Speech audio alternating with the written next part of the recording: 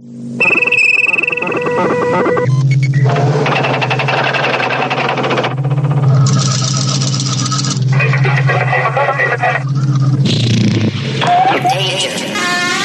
The emergency disrupt system is now activated. Welcome to the Lorehounds. We're your guides to xenomorphically induced terror. I'm your host, David.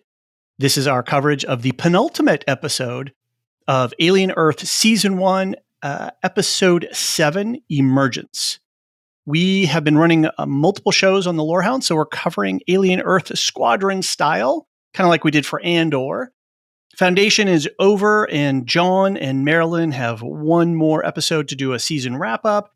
Alicia is mid-season with Jean and Aaron on Peacemaker. So each week, I've had a different set of co-hosts join me. Today, from the Dungeons-n-Durags YouTube podcast, something or another, our very good friend Ron Dawson, who has been on many podcasts with us, one of our infrequent co-hosts. And he's brought along with him one of his co-hosts from Dungeons-n-Durags, JD. JD, welcome. Hello. How are you guys doing? Great. Thanks for being here. Ron, good to see you. It's been a minute since we've... Yeah, good to be back. I've been as well as can be expected. Yes, indeed. I think the last time you and I talked was The Bear. Yeah. And we got a lot of love on that podcast. A lot of people really enjoyed that one. And good to hear. I've been doing a slow rewatch of the entire series because you had done that. I was a little bit inspired by you. So yeah, it's something else that. Anyway, we're here to talk about aliens. Spoiler warning for all things alien, all movies, any other titles, properties, anything like that. Join me for episode 8, the finale next week. Aisha, our dear friend Aisha from the Every Single Sci-Fi Film Ever podcast is going to be joining me, kind of like she and I did for the finale of Andor. We had a lot of fun with that. So I'm looking forward to catching up with her. Couple of quick notes. We are running a season pass for this. So if you want to support the podcast and share in the opportunity of what we've put together, you can join that. There'll be a link in the show notes. It's $10 flat. You get ad free, and then you get a bunch of bonus stuff. I've done a bunch of video analysis, and we've got some side bonus things. I had a talk with Jean, had a talk with Marilyn about Peter Pan. We've got some other things in the works. So check that out. We also have a bunch of blogs. A lot of people are being inspired by the show, so our blog is being pretty active. If you have feedback for any episode or the season, avp@thelorehounds.com. Now, we had a feedback episode last week, but Anthony and Steve from Properly and Howard covered that. And if you have not heard that episode, you have to go listen to it. It is freaking hilarious. They have a lot of fun on the feedback, and then they tack in their original movie review for Aliens of the 1979 movie, and it's a gas. It's an absolute hoot. And I've got a couple pieces of feedback that I'll have on air today. As always, join us on our Discord community. If you like what we're doing, please give us a rating and review. And subscribe if you want to be part of the community and support the community, because we can't do this on our own. It really takes you guys. So before we get into the episode, I just want to make one quick note, because this is a Disney-related thing and some stuff has just happened in the real world. We don't generally talk about real-world politics on this show, on this podcast.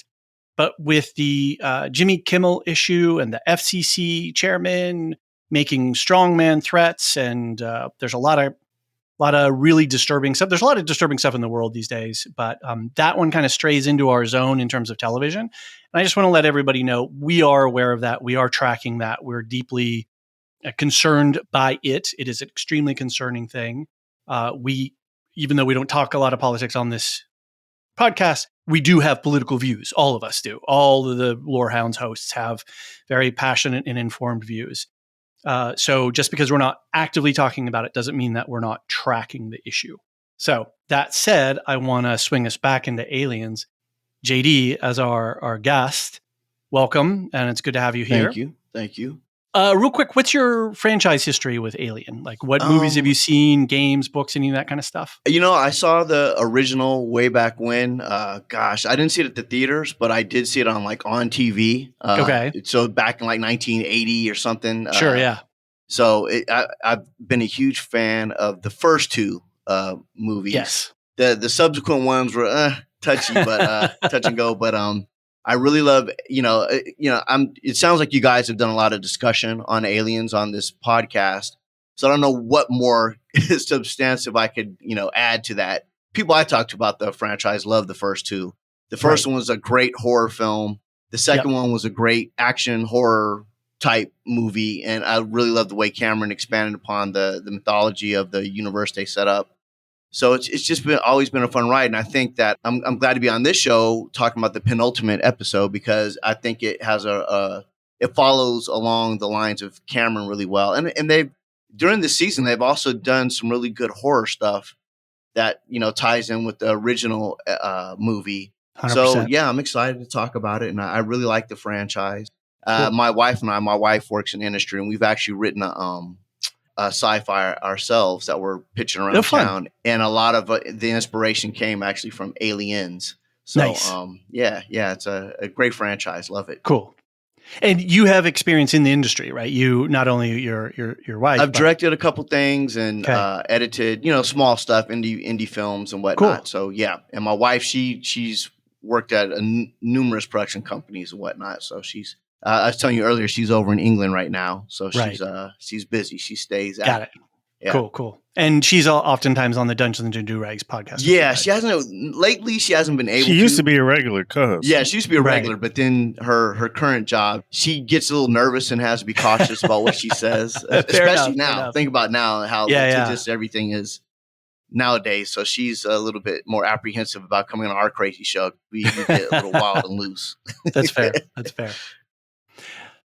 Cool. So do you have any thoughts, being somebody that's a little bit in the industry, do you have any thoughts about Noah Hawley as a showrunner and as just a man about town? And he's a book author, he's written articles, but he's really known for television. Do you have opinions or experience watching his material? I'm not really that familiar with him other than this show, but I really dig what he's done here. And other podcasts that I listen to have, revered his work. So it's like, I kudos to them because they've done a great job. And it, just given the efforts of the previous Alien endeavors besides Alien and Aliens, they've struggled with the franchise. So it's great to see someone, a quality showrunner come back and be able to elevate the content to the level that they have. So I'm excited to see. And Hawley, I'm sure it'll get picked up, and I'll be excited to see where season 2 goes from here. For sure. And Hawley's kind of known for his ability to work in another sandbox, somebody else's creation, and really, he did that with the Fargo and with the why am I blanking the name of his other show? Anyway, we all know that's the one I wanted to see. I haven't been able to see Fargo. There's so much content, and it's like I've heard nothing but good stuff about Fargo. So yeah, the last season was really on point. Really on point. Okay, cool. Overall thoughts on the season and on this specific episode? How do you feel that this season's going? I think I like it a lot. There are nothing's perfect, and there's a couple things that might bring me out here and there. But overall, hats off to them because it's people think it's easy to make movies and films when it's hard. Nobody's setting out to screw something up, and so for what they've done and been able to achieve, I really do appreciate it. I love it a lot. And me being a fan of the original Alien and Aliens, it's like this is the chef's kiss of what they've done. So I've been enjoying it. Great. Well, we'll get into a lot more detail when we get into the scene by scene. Yeah. Ron, you and I also share a love for the Aliens 86. I think you have didn't you take a date or something to the show for the first time? You're just trying to date me, no pun intended. I wasn't old enough. I'm dating myself because I remember seeing it in the theater. You think I was Ron, weren't you on your second marriage when you went to the 86? You think I was old enough to go see Aliens in the original theater? I was in my diapers. No, I was joking. No, I was in high school. No, it wasn't a date. We went. There was a group of us who went, and one of the girls is a girl I had a crush on. That's right. And so it wasn't a date with her, but it was nice to sit next to a girl you have a crush on during Aliens because then she grabs your arm during the scary movies, the scary parts. So. What do you think of the season so far in this episode? Yeah, I think Holly's doing a great job. I think I kind of feel like JD. Like there's some things here and there I could nitpick, but in terms of just the world building's been great. The tension that they've created. I like the themes that they're addressing in terms of what does it mean to be human, and the fact that for the first time, whether or not it's a good thing, we're empathizing with the xenomorph. Like, especially in this particular episode, I'm sure we'll get into like what's up with that. But the fact that you could create a world where you could legitimately see the xenomorph differently than you've ever seen it before, because we've always seen it as just this killing machine, unstoppable killing machine, and here it's a little bit different. I think one of the themes that Aliens addressed was, I always remember the line that Ripley says, you don't see them fucking each other for a profit or something along those lines. Just talking about the Paul Reiser character. I can't remember his name right now. When he tried to get face huggers on them. Yeah, Burke. Yeah, thank you. And so I think we get a little bit of that here as well, where we see the humans are the actual monsters in a sense, right? In terms of not only, especially Boy Wonder, Boy Genius. Yeah, Boy Cavalier. He's really. I think he's. I mean, I'm no doctor, but I think he's certifiable sociopathic. I mean, in terms of what he wants to do, how he wants to transfer the eye creature to a human, and he's. Oh yeah, that's a great idea. Let's get a janitor. Who can we get? Someone. I want to be able to talk to this thing. Yeah. Well, it's the epitome of move fast and break things, right? Of the tech bro culture, right? And it's very timely in that regard. So yeah, I've been enjoying that. And then there've been some standout episodes, particularly the one episode 5, which is pretty much a little mini alien movie. I think that was great. Yeah, I can't even think of a scene in that was not good. So yeah, I think he's been doing a good job. Cool.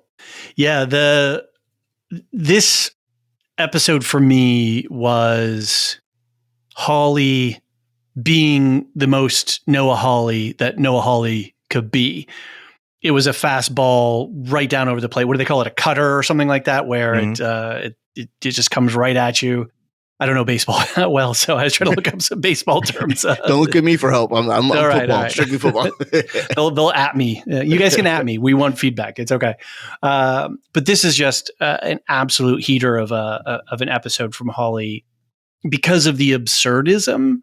Having Shmi and Slightly carrying Arthur into the elevator with a face hugger. That, like you were saying, Ron, we just are not used to seeing that mixture of visual images within the alien world. That is just not at all what we're used to. And so Hawley's ability to play with the absurd, to sort of take these cosmically horrific things and then juxtapose them to a couple of kids. But there are a couple of kids in synthetic bodies, right? And so it's just like, whoa, what is he doing? He's really blowing my mind, and I'm absolutely loving it. Yeah. And Ardesh Gaurav and Jonathan Ajaje, the two guys who play Slightly and Smee, were just incredible. This Smee is absolutely one of my favorite characters. Jonathan Ajaje is like, his performance is just wild as a kid. Do you know offhand how old they are in real life? No, because I haven't actually looked that up. When I look at them, I don't even see adults. Right? When I physically look at them, they look like kids. Yeah. The way they hold their eyes, the way they do their face. So I think their performances, I mean, are great. I mean, I would guess they're in their 20s. I would be shocked if they're older than that. But they look like children.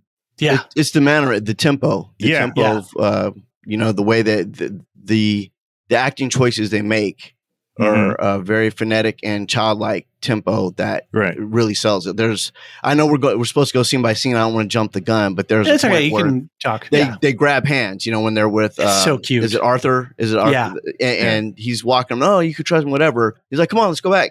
And they kind of run up to him like little puppies and grab his hand and walk. And that's through the direction and that's something that choices. as Ajay has done all season long. Yeah. There's a scene where Smee puts his arm around Slightly when they're in the couch pit room, or he's one of those kids who he needs that little physical touch, and it's just such a heart-wrenching kind of thing. Not wrenching, it's just sweet and so identifiable as childlike. Yeah. Absolutely even incredible. With Slightly, it's you see the horror in his face as a child that doesn't understand what's going on, and he can't negotiate. The way he plays that, where he literally can't negotiate what's happening to him. Like, wait, what are you talking about? Why are you going after my parents, my family? I love them, And it's like this 10-year-old that's being manipulated by this adult that wants these xenomorphs back.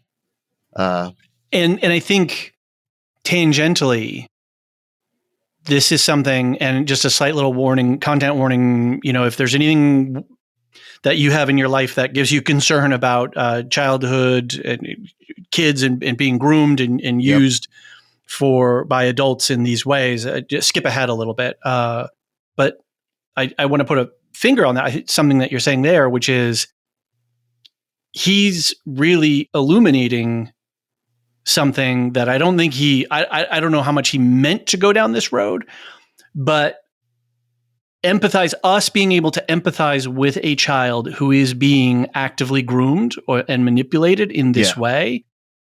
And we can talk about Morrow, and he's a whole other really interesting character, and thank God it's on screen stuff, right? Yeah. But what must it be like for a child to not have the psychological ability and the sort of the moral understanding? You know that something we can see on Slightly's face. He knows that this is wrong. It's not sitting right with him. Yeah. And yet he's trapped in the situation and he doesn't know how to get out of it. And that's a kind of horror. We can talk about the xenomorph horror, right? We can talk about, flies and, and tech bro hubris, but there's another horror going on here, which is the manipulation of a child. Absolutely. And also the lack of parental support. You've got these young kids that have no parents that are there to help, that they can turn to for advice, or when they do, it's all about it's tech bro stuff. It's back to like you're a project, you're an experiment, and we're going to treat you as such. Almost as if they're robots. They have no meaning, they have no more. No value, no humanity. And so to see these kids that are just, and to your point, David, like you just see this manipulation going on, which is again, that's another horrific thing. And I'm sure that Noah Hawley, that when they created this character or writing the scripts, that is definitely okay. This, for shorthand, this one's getting groomed. Right. That's what it's about in the story. Right. And so it's a great thing to pick up on and point out. Right. And I think this is where Hawley in this production is operating at multiple levels. Ron, we talk about our love for 86 and 79 as well. And there's a lot of, fun, straightforward stuff.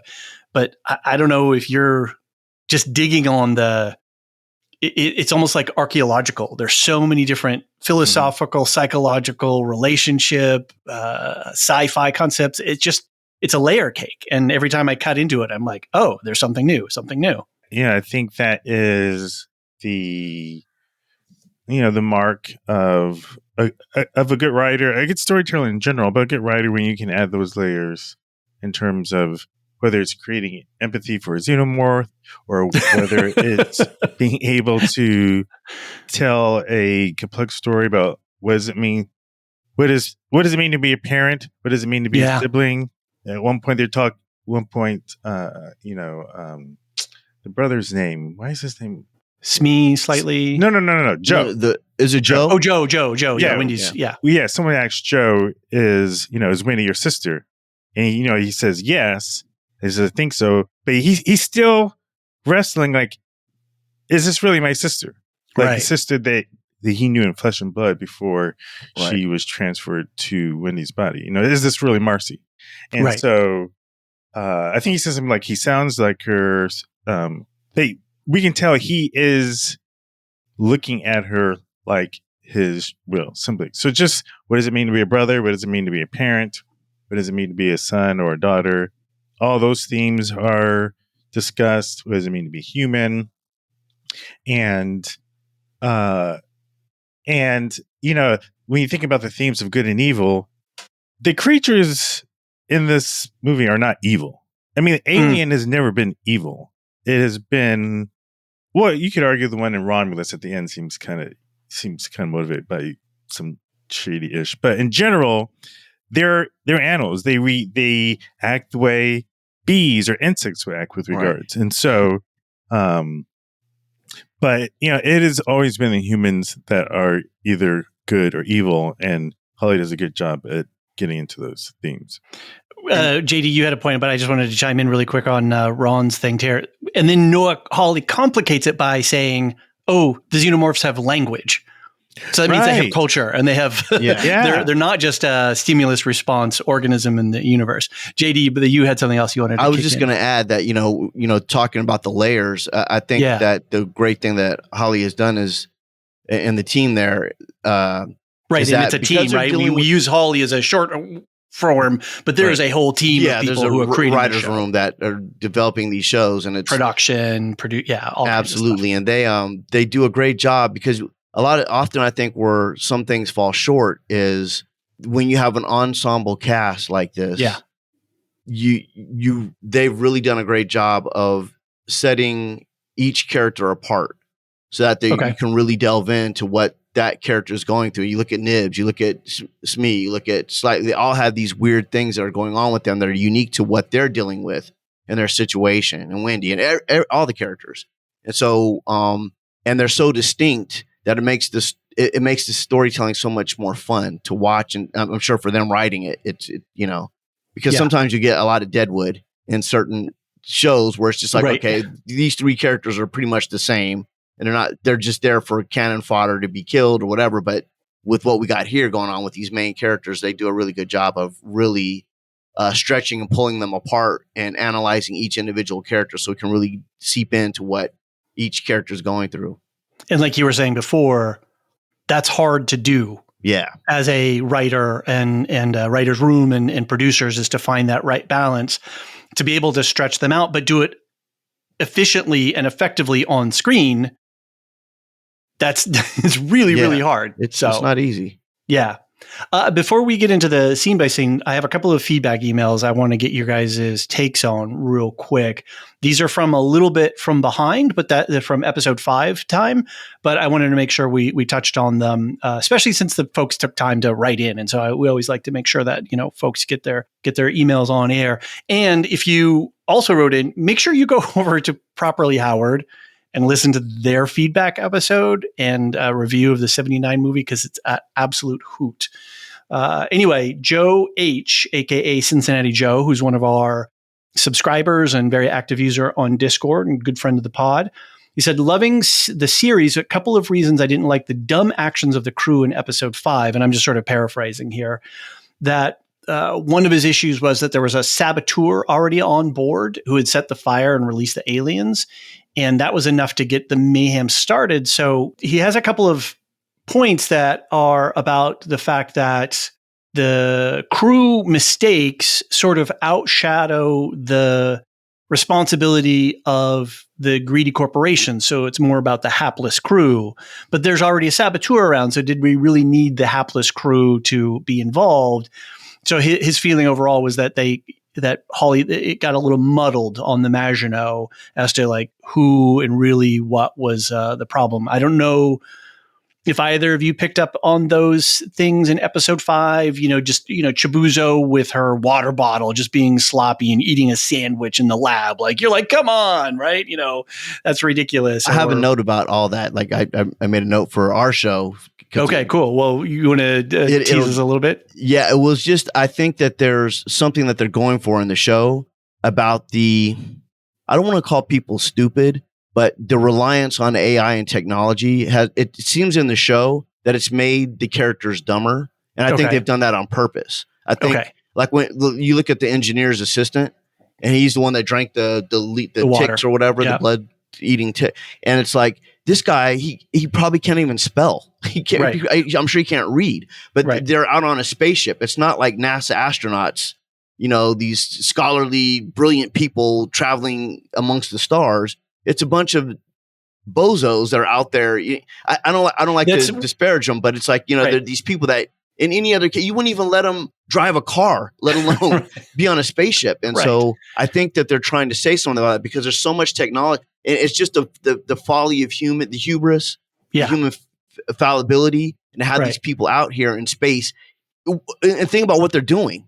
They're capturing xenomorphs or aliens, these super dangerous creatures, and you're putting in the hands of the engineer. I'm sure there's other people in the crew that were more qualified or whatever, but when you look even the crew, we're talking about ensembles and characters and how they really splice out and look at all those crew members had things going on. We're like, wow, this is the person they sent to. But then on the flip side, I think the storytelling is great because they say, I think, I don't know if it was in this last episode or it might've been the episode before, but they say, well, we didn't want to send a specialized, science vessel out there because then it would draw a lot of attention from the other 5 corporations or the 4 corporations. So we sent out this junker freighter thing to go capture this stuff so that Weyland-Yutani. The Yutani Corporation didn't want to draw attention to itself. Interesting. That they're bringing something back. So I think there's something that they're going for by making the crew seem a little bit more dim. They pushed a little bit too far into the realm of bumbling idiots as opposed to they're a slack crew, and that's something we were debating on the Discord as well. Was like, well, okay, he's got the money. Boy K has the money to hire whoever he wants, right? But one of the things that we see a lot with a lot of hyper rich companies and individuals is sometimes they like to they use that money control. Like, well, yeah, I could afford to hire you at my rate, but I'm gonna squeeze you down because I got control on you, and so I'm gonna get a little bit cheaper quality product. But it's about my control rather than it is about, hey, let's do the best we can and do a really good job. Right. And the people will have to not have much going on. I mean, if you think about what they're signing up for, 65 years we're going to be gone for 65 years or whatever it is. It's like they don't. What have they got going on in their life? So it's like they're getting. It's like this motley crew of sailors. If there's an analogy for today, it's like these people. Oh, and by the way, you're going to be gone for 65. Everybody is probably going to be dead by the time you get back. But you're signed up for this, and it's like who's signed? Who's raising their hand to go on that that voyage? And then and by the way, we're going to be capturing alien creatures that are going to kill people, right? It's something I picked up on one episode. They said Alien 19 or something. So I don't even know. Even though we have like 5 that we're looking at, who knows how many aliens they were out tracking down or trying to get? Because I know I think they referenced the eyeball, or one of them was 19, like alien sample 19 on something. So I'm like, wow, there's a whole that's season 2. Right. And the xenomorph is technically species XX121, right? So they're out in the solar system or the universe, capturing and cataloging. Yeah. Ron, did you have any critiques of episode 5? Did anything not work for you, sort of in that regard? I mean, like I said earlier, when I think about it, nothing's particularly didn't work for me. When you think about the people who they sent out, I think a lot of it goes towards just the disposable nature that the corporations think of, right. These employees. And so, and to JD's point, they have AI Mother who's running the ship in many ways. And they always have like one synth, or in this case, Morrow, who is a cyborg, who can be their representation, who's a little bit more strategic, a little bit more intelligent along these lines. And so, like normally you would send a lot more trained people out to capture the kind of creatures that they're capturing, but they're disposable, and they felt like they had the right people in charge to make sure they could be good shepherds. We got another email from Sarah M. About the image, and we're going to talk about the image a little bit more later on. But she had an interesting point, which was about Well, there was a big debate about whether the image was warning Chibuzo or distracting Chibuzo.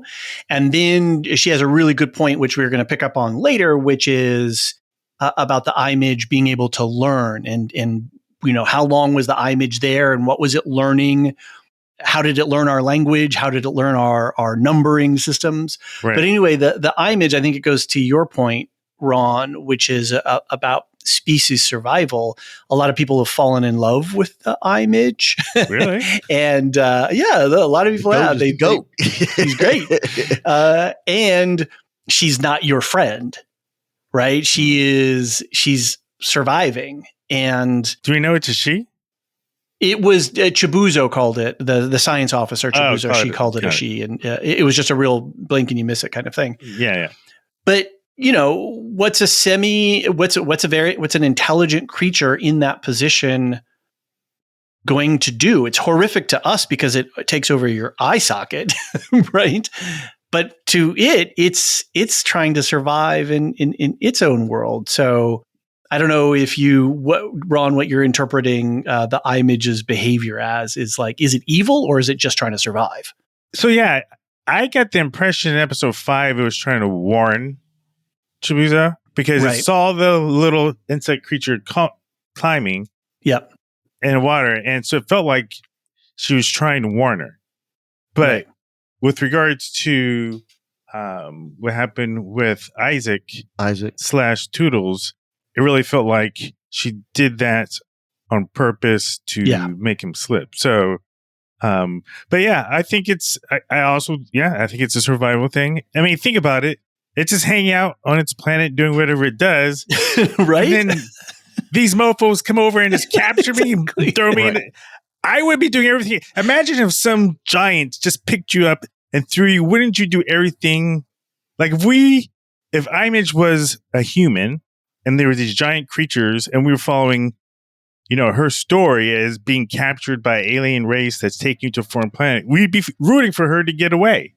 Exactly. So, it's hard. I mean, especially after this episode, it's hard not to root for the creatures. I can't get with the fly creatures. Right, they're just flies, right? They just seem to be flies. Yeah, and or the blood ticks, the leeches. Yeah, those seem like simple organisms, right? Those are just they just do what. But they were smart too. They figured out how to open up the canister. I mean, think about that. That's chimpanzee level type intelligence. Where it's like, hey, I'm gonna figure out how to unlock this door. Right. And then canister. And you could question: did it drop all those little babies in there as a form of survival, or is it form of attack? Like it knew what would happen because it didn't stay around to make sure that they were okay. It was like, so yeah, there's a lot you can play around with. And I don't know to what extent these kind of conversations went in the writer's room, but yeah, so I'm at a point now where I'm rooting for the xenomorph. And now even Joe, I mean, we'll get to it when that scene comes to it, but now I'm kind of pissed at Joe. So did I answer your question? I think I did. I mean, I think that's an interesting thing too, is that what did the writers intend and what are we interpreting? And I think this goes into the reader response theory and coding and decoding and encoding messages and text. And is anything ever really complete until an audience or somebody perceives the art?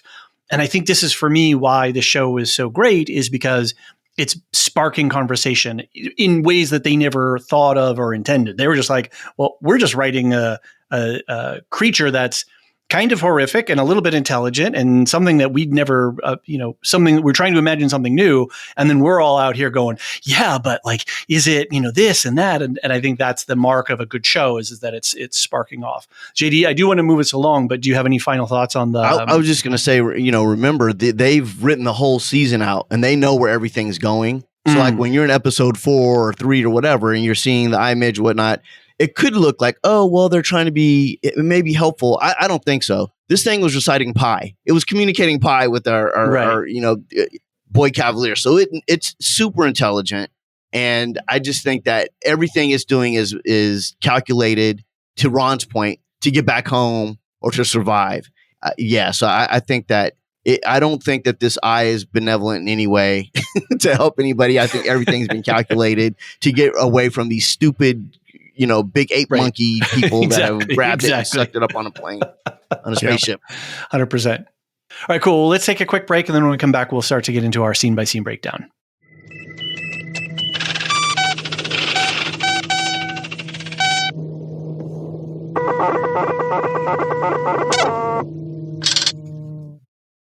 All right, we are back. This is episode 7, Emergence, written by Noah Hawley and Lisa Long, and directed by Dana Gonzalez, who also did episodes 2, 3, and this one. And Dana Gonzalez has been a long time. I think he's Noah Hawley's DP going way back and has been doing more directing now. And this is the shortest episode, 44-minute runtime. Everything else has been north of 55 minutes. So this was like really tight, really fast, moving along. Really quick on we're calling them the warm open because it's not a cold open and it's not flashbacks. It's not flash forwards, but it's this incredible tone setting thing, but a previously on thing. Anyway, I'll just get a description and then I'll get you guys' feedback. We start to see the shape of the alien xenomorph body again, just like we did in episode 1, but this time we start to follow the tail. And then we get the flashbacks of the fly nest, the sheep in the pen, Toodles' body, an open egg, Arthur being attacked. And then we get to the end of the xenomorph's tail and we sort of, linger over the knife edge of it, which comes into play in this episode. And then we get the Strange Brew lyrics, Strange Brew, Kill What's Inside of You, which is from the original Jeff Russo, who's the composer for this episode season, and Maggie Phillips, who's the music supervisor. Anyway, Russo composed this interpretation of the Cream song, and then those two words, and it's in every warm open, Strange Brew, Kill What's Inside of You. So it's this really tonal thing. Both of you are in the industry.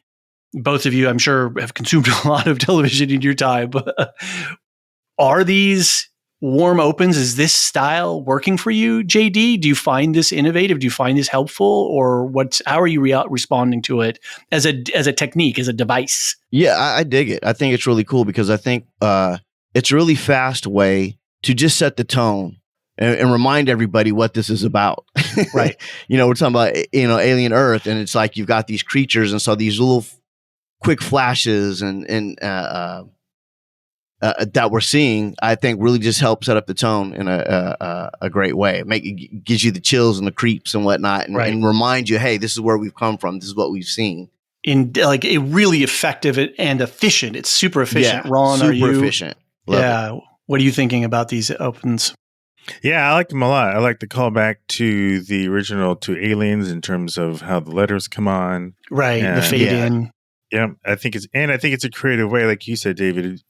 It's like a combo of previously on and do they do any flash forwards? I don't know if they do any flash forwards. Not really, but then there's also what's happening now. Mm-hmm. But they change, right? Aren't they different everyone is different. They add like stuff to it, so it's like that's different. And Ron, you picked up on something. You said the sound, or like or when it first comes on, the typing sound or whatever, but also just that score where it's quiet, and then you just hear the alien score come in. And it that combined with what we're talking about, this warm open. Yeah. I did a video analysis where I clipped out all the open sequences and played them all back to back, and then went back and scrubbed through and pulled up some of the key things and the patterns that we're seeing. So that's available for regular subscribers and season pass holders. And you guys have access to it too in that folder that I sent you if you want to go back and check that out. But yeah, there's something interesting going on in terms of how they're patterning what they've covered and what they're going forward. So it's interesting. We get into our first scene, Monster Under the Bed. The ever loyal friend Smee agrees to help slightly get Arthur to the beach. Ron, you were talking before about sort of the absurdity of what Hawley is doing, showing us different scenes in the alien universe. There was one shot in here, kind of this overhead where Arthur's body is half out from underneath the bed and the face hugger is there pulsating on his face. I was just like, I never would have thought of this shot composition before. This is wild. and to have this monster, literally a monster under a kid's bed. Yeah. Well, it's interesting. You call it a monster, but is it though? I mean, how do you define? Well, okay. I mean, from our perperspective, it's just from our perspective, it is, right? Yes. But I think that's one of the things that's interesting is, these things. What makes something a monster? Anyway, that's a good question. I think so. This was one of the scenes where I feel like the storytelling with regards to the capabilities of the kids doesn't seem clear because, it seems like, and who knows, maybe Wendy / Marcy is a special case. When we saw her jump from like a 10-story mountain and land on her feet in the first episode, and she beat a xenomorph single-handedly with a paper cutter or a paper slicer or whatever it was. Right.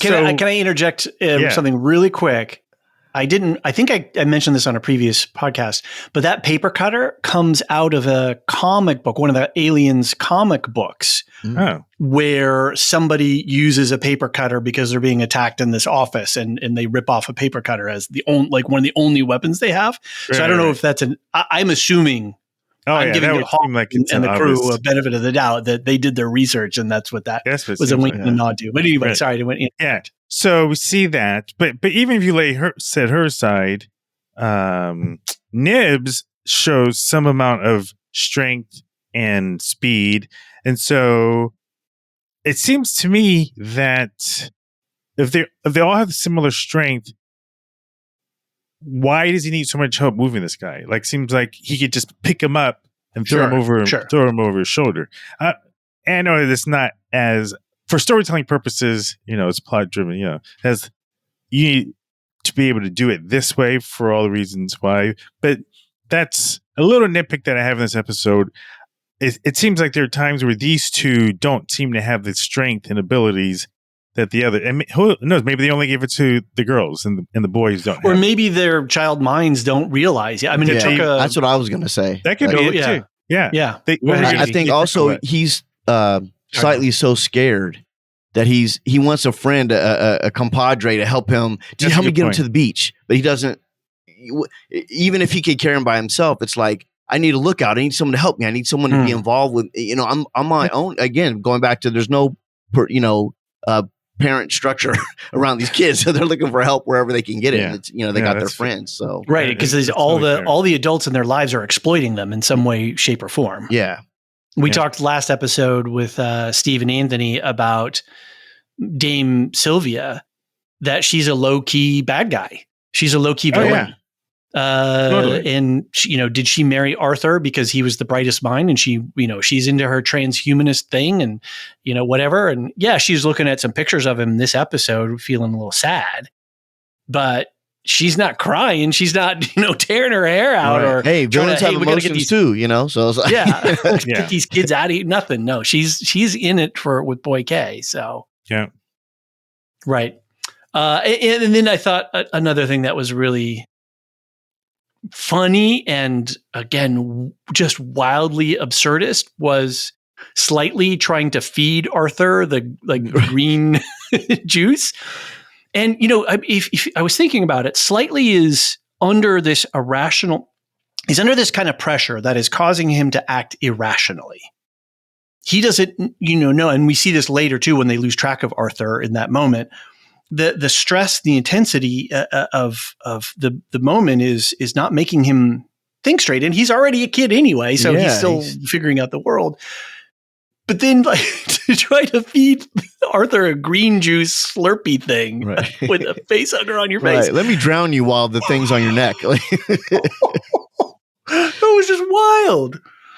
It was nuts. Yeah, I mean, his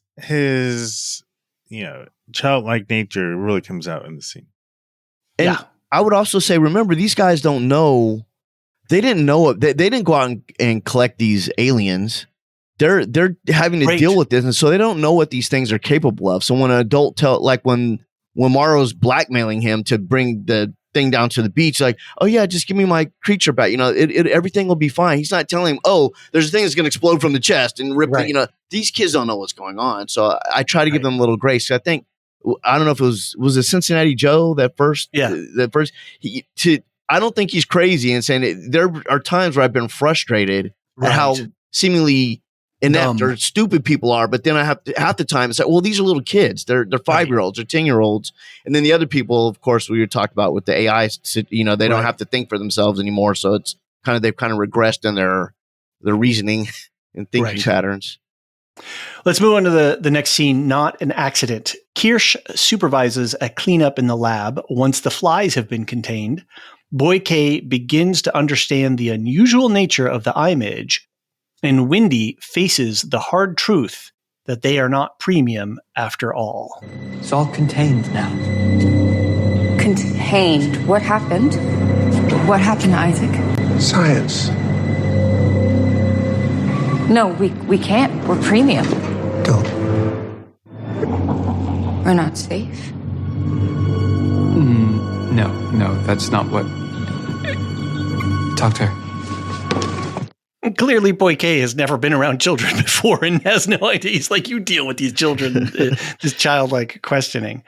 But I love Wendy's sense about themselves that they're premium. JD, what else did you pick up in this scene? There is this interesting moment where she's, starts to realize, oh, damn, I'm not, I thought I was, superior. And now she's realizing that's, she's looking over at her friend who's had his face melted off, and it's like kind of an alarming, a rude awakening to their situation. And again, they didn't capture these things. So one of the great things about the course of the show is that it's almost like every episode, there's little nuggets that just keep, little gems that keep being exposed to the children. So they start realizing, this is what's really going on. I wrote down in my notes that they lack what they have in strength and mental potential over an average human. They severely lack in adult experience or just life experience in general. And so it's like you're seeing them having to. Some of these kids were not old enough to even have these experiences, and so they're trying to deal with human experience, and how to navigate the world through the lack of experience that they have. Right. Something I was struck by, Ron, was the fact that this lab is not like these species live on the boundary of sort of the known unknowns, right? It's like we can kind of understand them and how, like the flies, obviously they didn't have a lot of biological material, so they had to subsist on minerals, right? So there's some evolutionary forces going on here. But this lab wasn't designed to contain these kinds of creatures, and they're playing with forces that are beyond our ability to really know. They're kind of unknown unknowns in a way. And so I was really taken with this idea that, Boy K is, they're trying to push the laws of not, what they know, and they're just not adequate to the task here. They don't have we don't have the systems to really understand these things outside of their own context. Yeah, and these aren't environments designed for the environment where these creatures, came from. Usually when you capture animals, you try to create an environment that simulates, whether it's the temperature, the moisture, the humidity, that kind of thing. Right. So these are just, sterile environments. And so I think that, and I've always wondered, what are they going to do? Either company is going to do with like one xenomorph. Do they want to try to, maybe they want to try to clone it? Mm-hmm. Do they want to try to see what it's like so they can go up and get more? The fact that, Weyland-Yutani is willing to pay literally billions of dollars to get like one xenomorph back, or a few, one xenomorph and a few other of these aliens back. It makes you just wonder, like, what are their plans? Right. Based on aliens, we know that the bioweapons division apparently could probably use these. So who knows what their plans are for these? But yeah, this particular setup is not really optimized for holding. Well, it looks like the flies could do a lot of damage. Just flies, right? It started to eat the electrical box. Right. And that's what Burke talked about in Aliens. It's like, Ripley, think about the implications here. It's all war, military aspects. And this is correct me if I'm wrong, but isn't this 2 years before Alien? It's 2 years before the first one. Yeah. On the timeline of the story. Yeah. The Alien universe, that is. And then Wendy starts talking xenomorph. I think Kirsch was like, "Oh, damn, that's cool," and Boy K was like, "Oh shit, this is right." But it's also, JD, to your point about being able to exploit these species, is that if they can be spoken to, then they can be controlled. And Wendy has a pet. Yeah. Now. It's like also in like Jurassic Park. They were trying to create dinosaurs. They're like, imagine if we get these dinosaurs out on the battlefield, and it's the same idea. Well, yeah. Imagine if you could have a xenomorph out on the battlefield. That was the reboot. Was that Jurassic World where Vincent I forget his last name. Anyway, D'Onofrio. his character, D'Onofrio was trying to weaponize the raptor. Yeah. That's right. That's definitely a good crossover, because there is a lot of Jurassic stuff going on in Jurassic stuff. The park has gone awry. Ron, were you a fan of Timothy Olyphant before this? Because I didn't really watch his stuff, so I never watched any of his old shows. Okay, my first introduction to Timothy Olyphant was actually on The Good Place. Okay. Because there's there in one of the later seasons, one of the characters, the one is talking about like how she creates Timothy Olyphant and brings him in because he's so good. Like the character who plays God, I don't know her name's escaping me right now. So that was my first introduction to Timothy Olyphant. So, but and I've seen clips of what's that other show he's on, the one that really Justified. Justified. I've seen clips of him from Justified. Right. So he was also in Deadwood. And he's been on some. Deadwood was I love that his show. That was one of my favorite shows. Right. So that's my extent of him. But I think he's great in this with regards to the character he's playing. And again, trying to figure out what's his whole thing. Right. Like, like he's, I feel like he's playing both sides. I feel like he has his own agenda, which this leads me to believe, to what extent is he doesn't seem programmed. He seems like he has his own free will, his own free mind. So I'm curious to know how he as a synth is operating.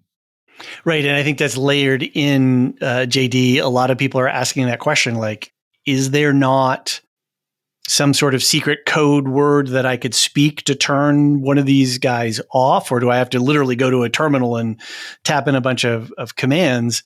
Yeah. And how much control does Boy K actually have over Kirsch? Like, what is built into Kirsch? We had the whole Foundation series just going on in Apple TV, where Demerzel is prevented from, I shouldn't spoil it too much. Anyway, there's a character in there who's programmed to do some things and not other things.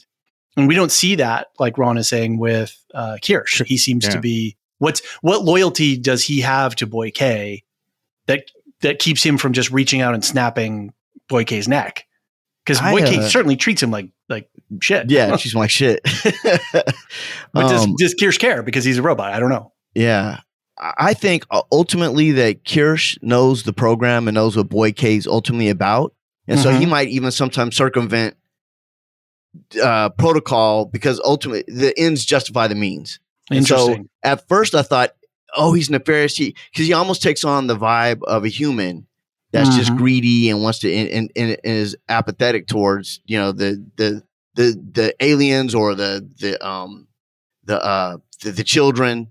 But I think ultimately, because at first I was thinking this guy's pretty nefarious, but I think he just has a morbid curiosity with what's going to happen with these creatures in the way that Boy K would too. Like, let's let the creature go down to the beach and let's see what happens when it explodes out of so much. I think that they're trying, because they haven't seen them in action really. They haven't really gotten the full dose of what these creatures could do. So I think there's this weird morbid curiosity because ultimately Boy K and Prodigy Corp wants to understand what they have, what they've flown a ship into the planet for, and killed, thousands of people so that they can exploit these aliens and whatever benefits they can get from their technology or biology, So I think I don't look at him necessarily as going off the reservation or being crazy or have his own. I think he understands the agenda. Like, this is what Mother wants. This is what Prodigy wants.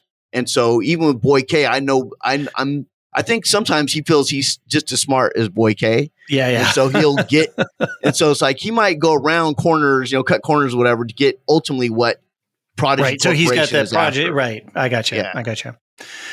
Just real quick before I go to the next scene, I want to kind of get both of your opinions, because you're both in the business. You've both been behind the camera. You both have directed and thought about cinematography.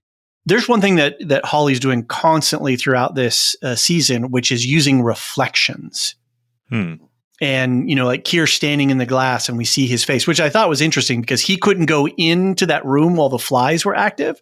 They had to send human beings in there because the flies eat inorganic matter and he's inorganic, or the flies. So that was interesting. But anyway, he's the reflection. And then the xenomorph, we see the xenomorph's reflection in the glass. And in all previous episodes, he's constantly doing stuff with light and shadow and reflections. Yeah. And I'm just curious, Ron and JD, if either of you guys are vibing on the cinematography aspect, or what Hawley's visual language is doing for you as both a professional and as somebody who's enjoying the show. Ron? I haven't noticed the reflections. I'd probably have to go back and watch them again to notice that. Obviously, or anything that cinematography that's happening. Yeah, I mean, I think the way he uses the camera to create tension, or whoever the director, obviously this one was Dana Gonzalez, but using the camera to create tension. The way he uses. The thing that stands out most to me is the way he uses those super long dissolves. Okay, I guess apparently that's something he's commonly used in some of his other work as well. Okay. Just the sense, and if you think about it, in a way, sometimes long dissolves are like reflections, where you're dissolving from one person to another person. They can almost look like reflections of each other as one face is disappearing, another one's coming in, and so. There's some great scenes in Andor with, Cinta and what was the cousin's name? Oh, I can't think of the two women. Right. Oh, I can't believe. Yeah. Anyway, where it was in season 1, where they do a cross dissolve, and they're like looking at each other. Right. Which is playing with that. Yeah, it's actually beautiful. JD, any cinematography hot takes? Now that you mention it, I feel like in episode 3, there's somewhere early on in the show, I believe Kirsch was literally like looking in him. There was a weird shot, I remember, where I thought he was like looking at something, but it's just it took me a second to even register what we were looking at, because it was an actual reflection of Kirsch looking at something. I believe it was that, but it's just part and parcel with what they're doing. I mean, they're just doing a great job with the cinematography, the way they use the camera. Right. High level. I'd have to go back and look, because I really haven't. I've noticed it, but I haven't really made mental notes about it. It's just I appreciate what they're doing.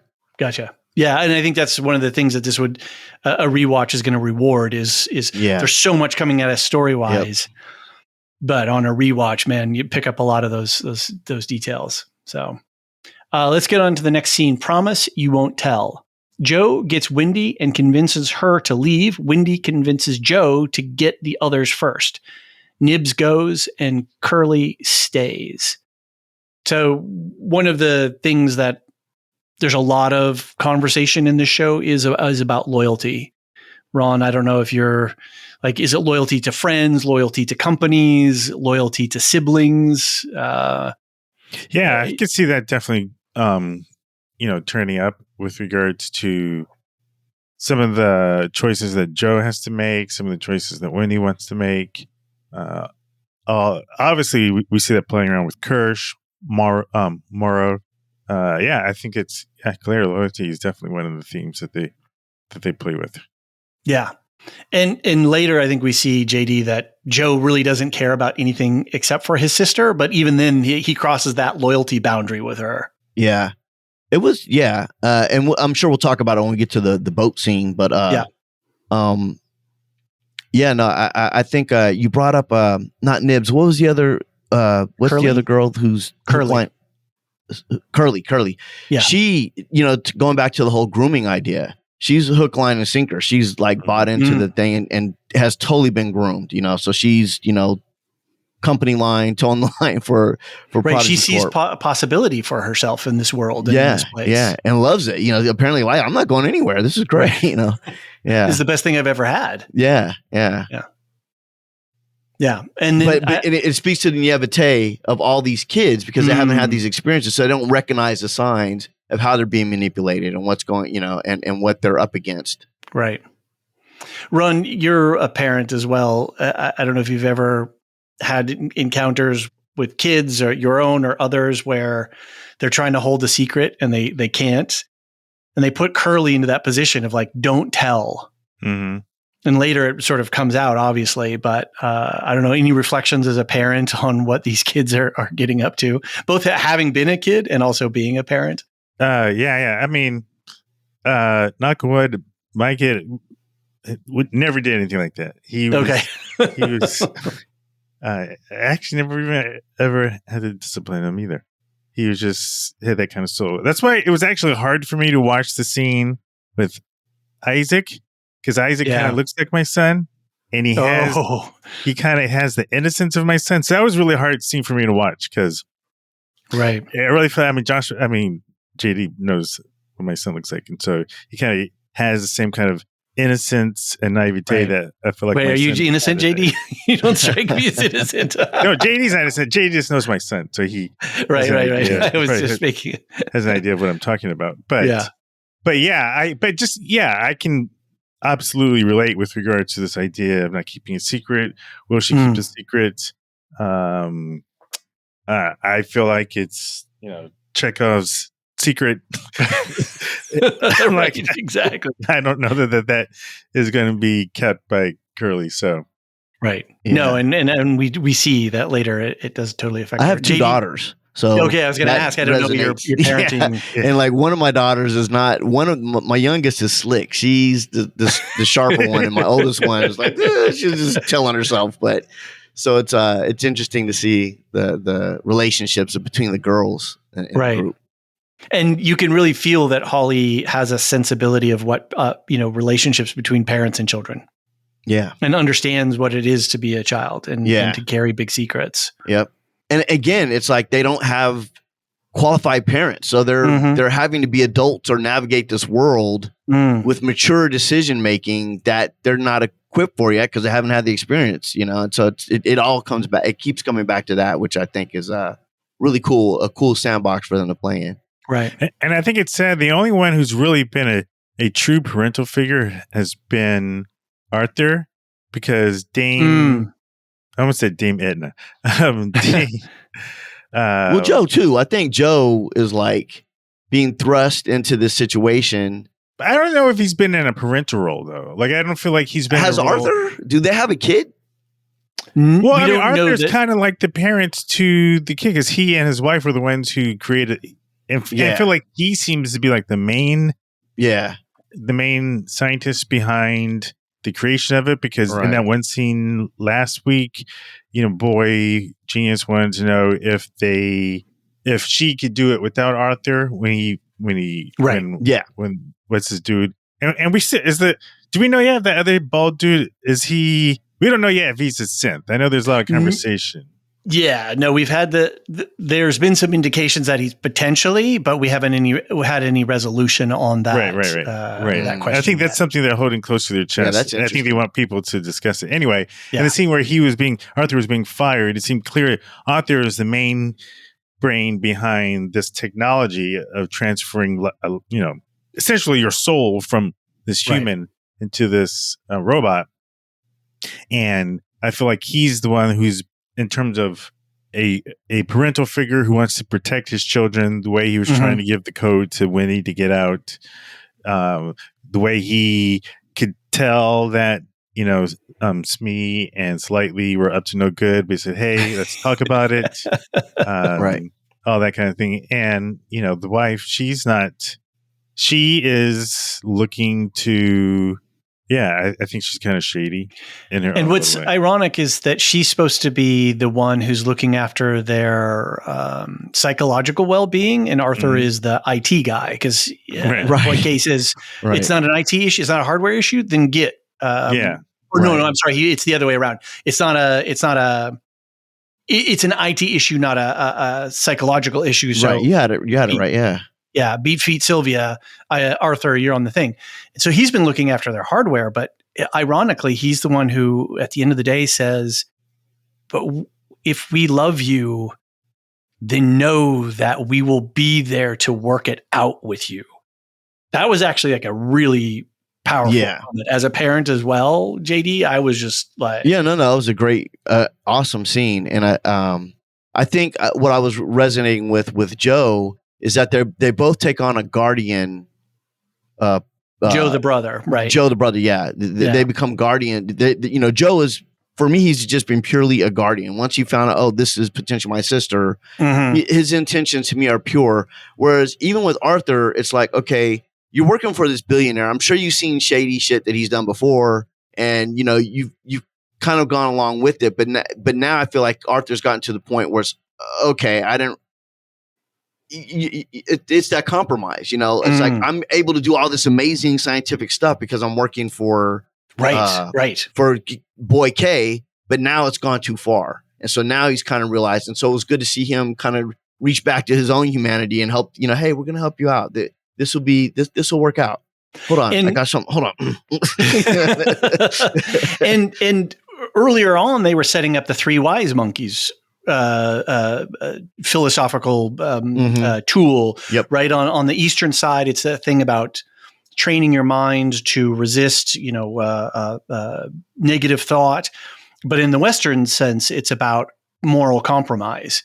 And clearly, Arthur and Sylvia have compromised themselves morally.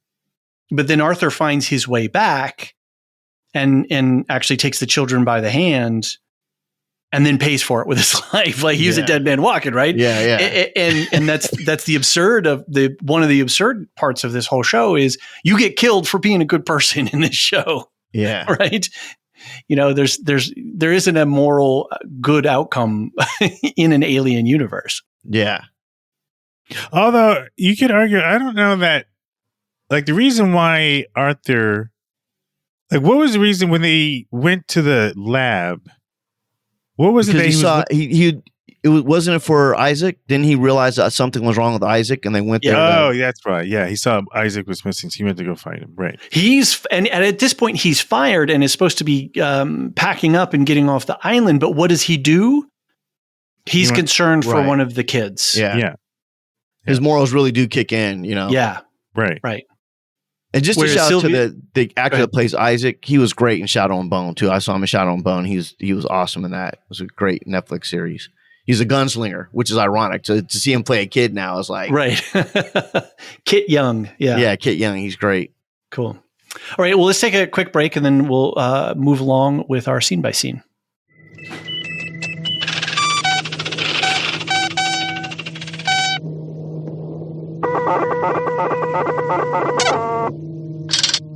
And we're back. What are you doing going that way? The action starts rising with Boy K confronting Dame Sylvia and watching security footage of the xenomorph loose in the lab. Kirsch surprises Slightly and Smee and redirects them to the secure elevator. What are you doing? Well? The man from the ship. He's been talking to me in my head. He asked me to bring Arthur to the beach. I know that. I mean, what are you doing going that way? The quickest way to the beach is to take the secure elevator. You're going to be late. This was just comedy gold. In a really difficult show, it's so great that Hawley is able to mix in some humor now and again to sort of leaven the heaviness. Ron, I don't know. How did you? What were you thinking with Kirsch here? Yeah, I mean, I feel like this is Timothy Olyphant really having fun with the character. again, it just makes you wonder, what is he up to? I think this is part of his plan. I get the impression he knows that Merle and his team is on the way. Because he's obviously he did, because he brought a force to counteract them. And I get the impression, he knew how to capture the little baby snake xenomorph. Right. So I have a feeling he's been tracking all this. And again, it makes you wonder, what's his angle? What's he up to? I kind of feel like he is a sociopathic rogue scientist. Like, I think for him, all right, sociopathic. Wow. Yeah, I really think in the sense of, if you think about the definition, he doesn't think about anybody else. He's thinking about his ends. Right. He's no emotional attachment. Of one person he's not a human, so no, I know he's not a human, but in terms of his actions, how I think of him in terms of, usually scientists care for life. He doesn't. So that's why I use that term. But I think he's thinking like a scientist. Like when he was pure watching, science, science. Like when he was watching Isaac be attacked by the flies, it was almost like he was interested. He was interested in seeing what would transpire. And in this episode, when Wendy asked him what happened, his answer is science. And so he sees all this through the eyes of analyzing how humans interact with these creatures, how the hybrids interact with these creatures, how I think he's studying Boy K. I think personally he's smarter than Boy K. Or if Boy K knows more stuff, Kirsch is definitely more cunning, without a doubt. I think Kirsch is Vulcan. He just has like emotion wise. You shake that off. Yeah. It's just like it. I think that's a good analogy for sure. We've got a voicemail later from Alicia, one of my fellow hosts for the Lorehounds, who has a theory. I'll save it for later, but it really does call in the question of what is Kirsch up to, and is Hawley playing a game within a game here with our heads? Because we were last episode when Kirsch is watching Isaac be eaten, getting his face eaten. Yeah, like you were saying, Ron, he's just kind of like, that's interesting. Mm-hmm. Oh, look at the way the fly is disgorging the liquid, and right. He's being very out. He's again. Not, right. But yet he's kind of warmed the kids in a way. You two are grounded, right? There's and there is evidence that he is taking on some moral education of Wendy, because Wendy talks earlier to Dame Sylvia about, well, Kirsch says, that maybe humanity is the problem. So maybe that's, I don't know, JD, maybe that's Kirsch's real end game is that he sees humanity as flawed. We're, in this day and age where we're talking about, AGI, artificial intelligence, it's like, maybe, this is obviously in the future, humans aren't the dominant species anymore, and he sees himself as a new species in his own right. And you juxtapose him versus the people that were on the crew, right? Exactly. Who are coming back with the spaceship. It's like, right. Yeah, there's a good argument to be made that he's a dominant species. Yeah. He's like to your point, David. He's up there with Boy K. Like he's got the goods, intellectually. So yeah. There was something else that happened earlier on the front side of this scene as well, where Boy K comes in to confront Dame Sylvia to find out if she's complicit in the thing. And he says to her, "Where is the spouse?" And whenever he refers to Joe, he refers to Joe as the brother. So he does this real dehumanizing and otherizing use of language, which is, I think, a really palpable thing in our current, in our daily lives too, how we are categorized by language and how society uses language to manage and control and minimize. Because I would imagine him saying that about the kids as well. They're just these tools or these instruments that he can refer to And then there's a cool little dig about it too. Like, where's the spouse? It's like now it's become an emotional thing versus, where's Arthur? It's like, no, where's your little spouse? Where's your little, so I think it works on a couple levels. But yeah, it's a great point, about, how he itemizes or categorizes everything as an item versus they're not humans. Oh, yeah. Like I can manipulate this object because Kirsch it's is objectified. Kirsch, and I think Kirsch knows that he's an item to Boy K. Right. Where the kids don't. The kids don't know that they're items yet. That they're starting to become aware. Wendy is realize, oh, I am an item now. That's how you see me. Right.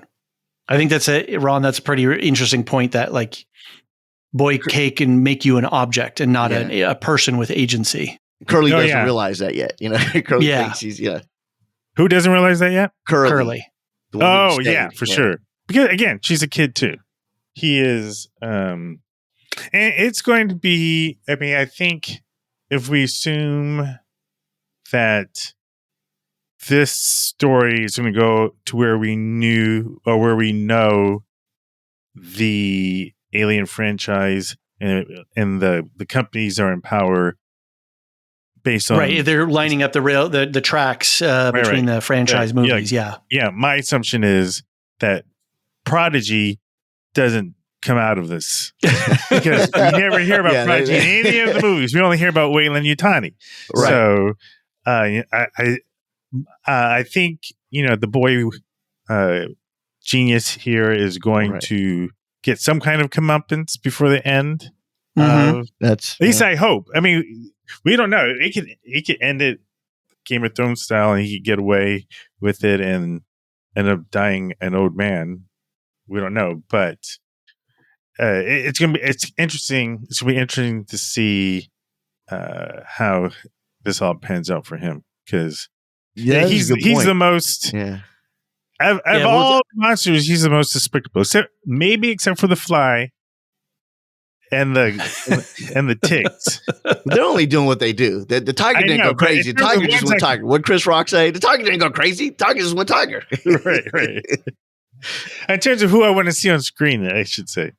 Yeah. I think he's definitely worse from a moralistic standpoint than the fly or the ticks. Yeah, for sure. Yeah, like you said, he's a sociopath. I think he's a psychopath. Yeah. He's got a mixture of all that going on. Right. All right. Next scene. That's my name. Joe, Wendy, and Nibs stumble on the graves of their children's bodies that have been buried. And I did a quick freeze frame on this and the names. And I think these are all right. Some of them we know for sure, and then some of them we can question. But Stephen DeMarco, which may be Smee, Jane Mita, who I think is Curly, Christopher Okafor, who would have been Toothless, or AKA Isaac. And then we have Rose Ellis, which is Nibs, Marcy Hermit as Wendy, and Arush Singh as Slightly. Yeah.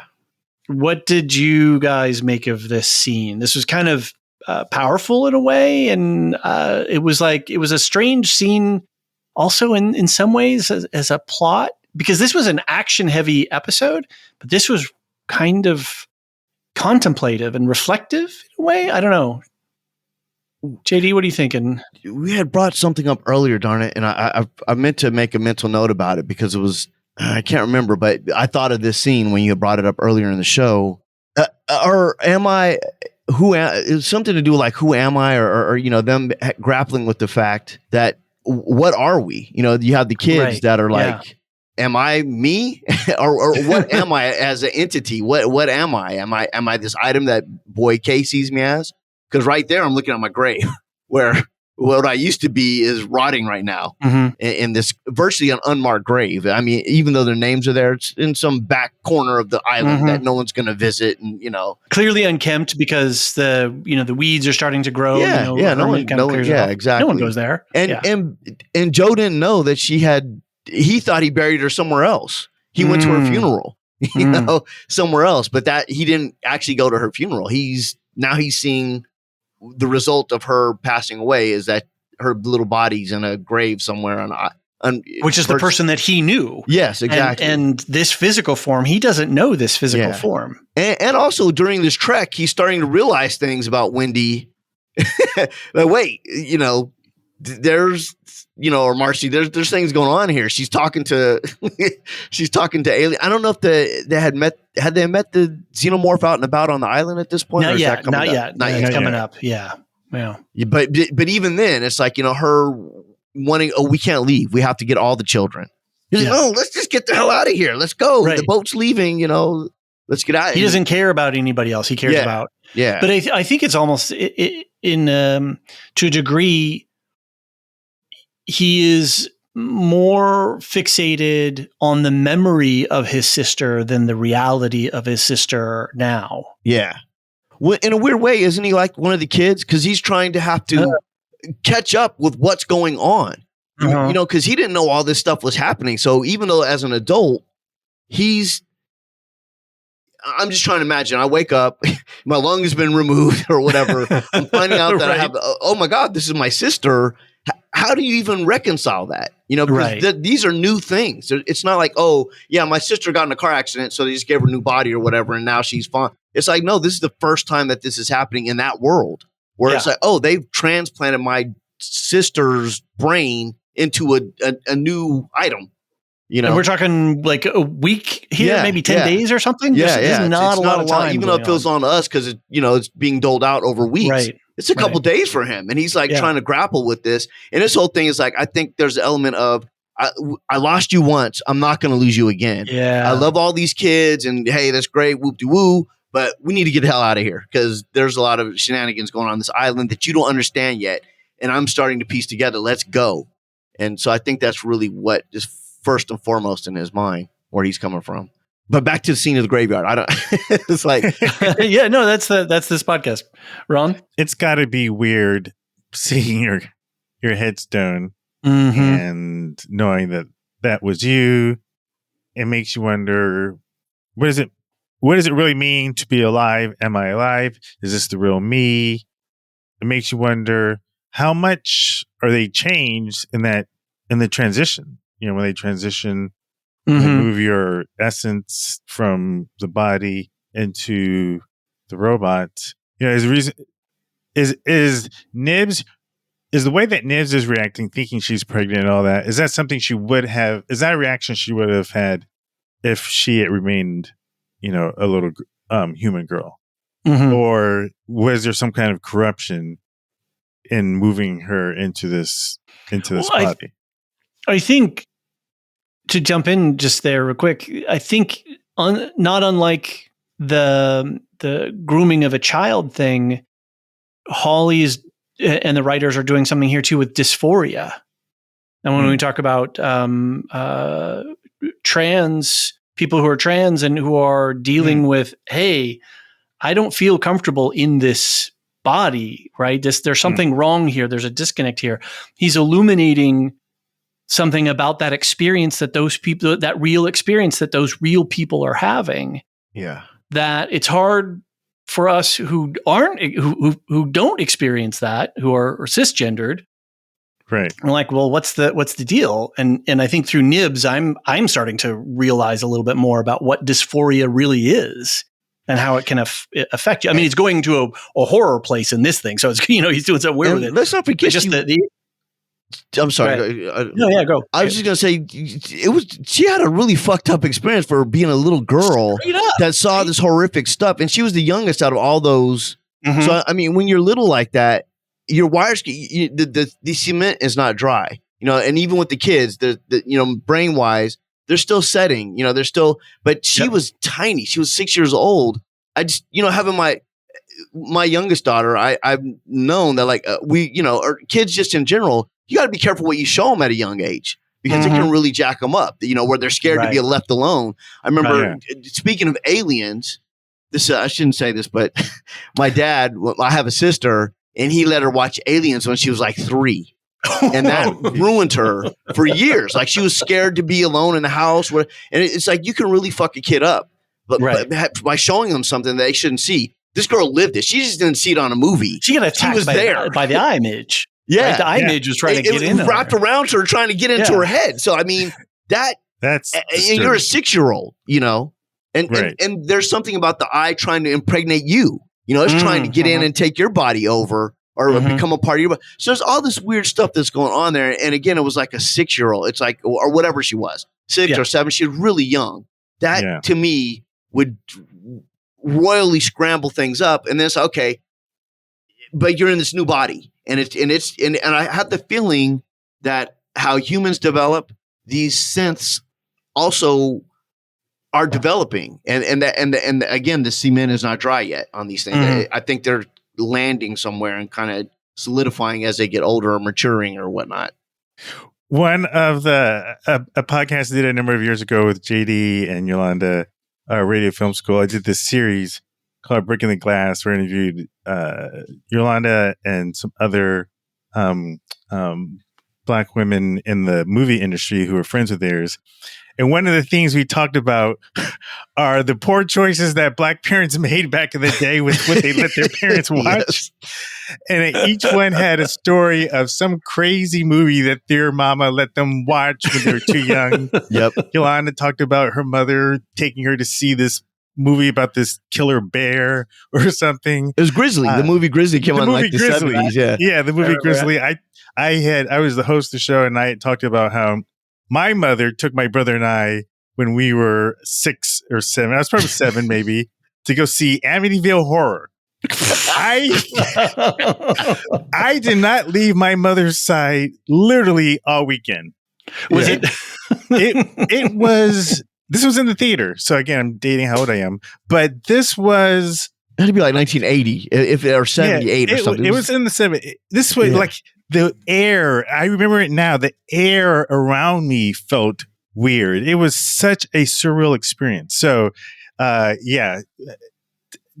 children seeing certain things can really be messed up. But and they don't have a parent to cajole. Like Nibs doesn't have that motherly. Oh, baby, it's okay. Exactly. It's like, no, you almost were strangled by image, and then you're trying to go to your head, and there's no just parent like there. Yeah, they're just like, hey, did you have a good mission? Welcome back. Shit happens. Yeah. But I wanted to get back to your an analogy or comparison to the trans experience. It's a trip. They were literally looking at their dead names in that scene when you think about that analogy, right? And so but they didn't get to pick their Lost Boy names. That's true. They didn't get to pick their real names or their except for Isaac, and we saw how long that lasted. Yeah. Right, exactly. right. But I think I could see that being a cool analogy, whether it was intended or not, for an aspect of the trans experience. Yeah. But the idea of like that's really cool. Not feeling comfortable in your own body. What does it mean to transition to something else? And because Nibs even says that she talks about her breast. And these are weird. Wendy does. Yeah, Wendy does. Yeah, Wendy. One of them. Yeah. Oh, you're right. But I think Nibs did too. I thought. Wait, Wendy definitely. No, Wendy did. But I'm sure they're all dealing with that. Like they were all young, adolescent, or children. Well, and Curly says she says, so one of the kids, now I can't remember, says they miss eating, and then or Curly makes a joke about not having to poop anymore. Right. Right. Yeah. Like all biological functions are, and how do they eat and enjoy that? They take strips of code. Right. I mean, it's drink tea. You put a little line of computer code on your tongue, and it simulates your experience of having stuff. So I don't recall that. Was that in the show? Like the tea thing? Where they remember how they eat? I didn't. Yeah. In the episode, I believe it was 4, where Nibs almost assaults Dame Sylvia when she jumps at her. We see the little tea things, and at the end of that episode, kids are all hanging out, and Joe is there, and Slightly comes and is totally missed that because I remember Dame saying, "Hey, would you like some tea?" Yeah, I thought she was. I didn't even pay attention. I thought she was getting her a cup of tea, but then if things got sidetracked, I didn't even pay attention to that. Yeah, and that's where visually he introduces the strips, and then they pay it off at the end of the episode with they give Joe one of these things, and he says it tastes like motor oil. And they're like, oh yeah, it's a line of code. It's not actually right. I do recall that. But in the first Alien movie, doesn't the I'm sorry, he's an android anyway. It doesn't matter. Yeah, but he does. We do see him eat and drink. Yeah, that's what I was going to say. Yeah. So I'm wondering why he can, but then they can't. That's weird. Yeah, not Bishop. Now I'm getting all the names mixed. Ash. Yeah. Right. All right. Well, let's keep moving on. I think you saved my life. Arthur wakes up and thanks the boys for saving his life from the gas leak contamination. Yeah. Yeah, contamination, gas leak. That's it. No, let's get to the beach. Your wife's down there. Yeah.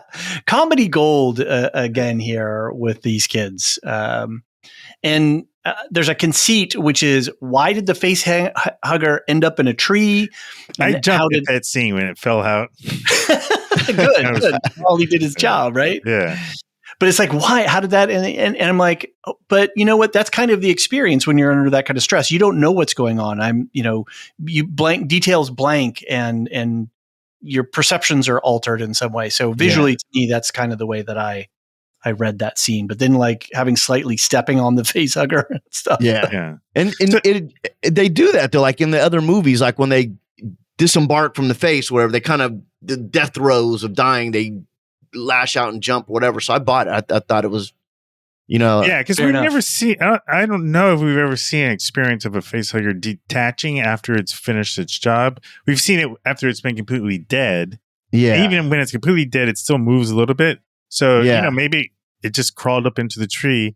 But when you get one last look at the sunrise or something before it dies, where it shed its mortal coils from this earth. Right. I don't know if this is a nitpick or not, but the amount of time from when the facehugger detached to when the chestburster came out seems a lot shorter than what we've seen in other Alien movies. Yeah, it's always been a little bit amorphous. Because like in the first one, it's at least a day, because the next day, or maybe it's the same day. That's why it's hard to say, because he wakes up and they have dinner. I don't know if they really make it clear how much later they're having dinner after him coming out of the infirmary. Once the facehugger jumped off him. Right. And then I think it's always been a little bit loose and amorphous. I don't think I don't think there's a canon version necessarily. Yeah. So and I was trying to remember if in Romulus, if we see a facehugger fall off, because we do see a facehugger attack. But yeah, I can't remember it. Just I feel like I have in my mind that they always kind of have these weird little death throes before they die after they do some, like to your point, Ryan, you said they still twitch or something when they're Anyway, it's like a roach, a roach when you spray it or something, it's still has a little kick while I was dying. All right. Well, let's take our last quick break. And then when we come back, we'll finish up the episode.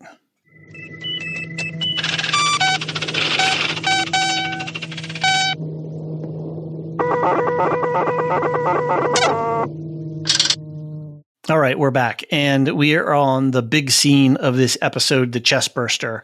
As Arthur starts to come to his senses and realize that the situation isn't right, the chestburster emerges, traumatizing the children. So just open field here. What did you guys make of this scene? Because this is probably the hardest scene that Hawley had to pull off out of this whole franchise, right? Yeah. What do you mean by hardest? In what way? Well, from 79, we all have an expectation of what a chestburster scene should be. Oh, right. And we know that Arthur is a dead man walking. Right. So we know what Hawley is. Yeah. We know that this is about to happen at any moment. And yet I was on the edge of my seat. My heart was pounding. Yeah. And I was like, it lived up to the challenge. Yeah. And the weird thing, I have a weird reaction sometimes when I see something that's pretty horrific or what. Sometimes I'll laugh. I'll have like a nervous laugh. And man, did I laugh when the chest came out and then ran past the brother when it ran past me. And I started laughing. I was like, because I'd have been the same way. I'd have been screaming, "Oh my God." And it just ran right by him. But I laughed because it was done so well. It had me scared. The tension was there. I was like, oh my, it was done. I liked it. Such a gruesome way to go. It's so horrific. And it's horrible. And it was right after that moment where we kind of fall in love with Arthur. Yeah. Where he takes the kids by the hands and says, I love you. And no matter what you've done, it may be bad, but I'm going to be there for you. And so there's this bonding moment. And it's so cute. It's so sweet. Explodes. Yeah. Yeah. They don't know. It's wild. And to be able to pull that off, we all know it's coming. And then to be able to get us to feel that way. And Smee's ratchet because he doesn't know. I don't even think that Slightly knows, No, really know what's going on. So like, you told me we're going to help him. Well, I'm helping you because you said he was going to be okay. Right. And then next thing there's a creature popping out of his chest. Because this is one of the most iconic scenes of movie history. Yeah. Not just of horror or action or sci-fi or anything like this. Is a cinematic moment that's going to be around. So to be able to pull it off on a television show, come on. Yeah. No, they did a great job. It met every expectation in my mind. I was jumping and just on pins and needles watching it. To watch, and even the tension leading up to it, because you felt like you knew it was going to, because based on the title of the episode, like you knew it was going to happen soon. So the tension of when it was going to happen and how. Right. Yeah. And it happens. And then to watch the innocence of Smee and Slightly. I mean, Slightly's already down the road a ways because he's been being groomed. But to have Smee, that horror, to watch a child realize that something horrific about the world that no parent could ever prepare them for. Right. You think that's not going to fuck them up? Just think in the subsequent episodes, they're all becoming little nibs now. They're not going to be scrambled. And then Kirsch tells them they're grounded. Which is right. Go to your room, boys. No therapy for you. You gotta. But you told us to go get the cigarettes for you. He was in on it. Exactly. That's hilarious. I wonder how they did it too. I tried to freeze frame the scene a little bit. I dollars to donuts. They buried the actor in the sand, and then that was an animatronic chest. Yeah. Oh, probably, yeah. Or it could have been CG. Or CG. It could be computer generated. I don't know. No, there were some practical effects there. There were definitely some, that chest, that blood. I mean, they really went practical. Yeah, it was pretty. It was. However they did it, man. Hats off to them because it was fun. All right, our next scene: little people in a big world. Curly seeks solace from Dame Sylvia, and then Slightly and Smee own up to Morrow. Really short scene here, just Curly seeking some solace from Dame Sylvia. And again, we were talking before about little kids holding big feelings and then holding big secrets and holding even bigger secrets and what that does to them. And she goes to Dame Sylvia, to try to get some comfort. But she doesn't tell at that point, right? She still is holding on. Okay. Yeah. We don't see it, right? We don't see it. Right. And then we get Slightly and Smee with the tactical team sort of coming up out of the water like aliens. Yeah. They kind of looked like aliens coming out with that their was little, badass. Yeah.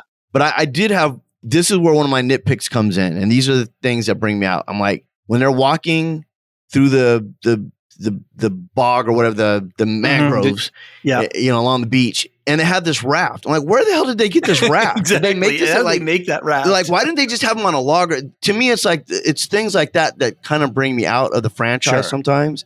Yeah. It's like, I'm willing to go with you and give you grace on a lot of things, but am I to believe they intricately, stitch together this raft, a bamboo raft, and are carting him around? It's like, oh, hey, we're in an urban situation, and Ron just got shot, but luckily there's a stretcher here, so I can just roll along on the stretcher. It's like, no, where did this come from? And it just, not that it's horrible, but it's things like that when you have something that's so good, but then they'll make a choice to rip you out of the story. And for me, when that scene opens up, that's all I was thinking about. Where the hell did this raft come from? Yeah. Where'd they get this? Right. And that's one of the things that we know as a phenomena is that either if you're not interested in the story, it's easy to nitpick on it, or every once in a while there's these curveballs and you're just like, wait a minute, that makes absolutely no sense in the world. And now my verisimilitude is I'm bounced. But then to the scene itself, it was, well played. I mean, you saw the tension with slightly, my family's going to be okay though, right? Right. And he doesn't answer. And Moro just gets cold. He's just like, bring him. Yeah. Yeah. And that horror of, again, another horrific thing of being used in that way, where that he slightly knows he's powerless. So he's doing everything he can. And Moro just keeps denying him any resolution, just keeps him on the thing, and then even hooks him again, saying, "What do adults do? You're acting like stop acting like a child. What do adults do? They own up to their mistakes. So man up, little man." And, right? He's straight pimping. It's not over. Slightly. It's horrible. That's horrible. Horrible. All right, Ron. Anything on this, or we can? No. We can move on. It was I feel bad for Slightly. I mean, yes and no. I mean, I think it's horrible what he did. I have to try to remember he's a kid. He doesn't understand what's going on. Moro is using him, and you just feel like I don't remember how old he was, but I just feel like he's so clueless as to how he's being used, what's going on, and for him to even think that Moro is going to not do something terrible to his mother. Right. But, at that point, what can he do? He's going to be begging. So, and also remember, he heard his mother's voice. Out of all these kids, Moro went to his mother's house and his family and threatened the family. And he's now slightly has in his head, I'm going to get to see my mom. We know that's not a possibility, but he's thinking in his mind, this is great. I've got this great new body. I'm going to go see my mom. And now there's this guy saying he's going to kill my family if I don't get back the property that was stolen from him. That's rightfully his. That's what's going on in his head. So it's like, I give him a lot of grace because, Moro's just playing him like a flute. And Moro's using his knowledge as a parent. Mm-hmm.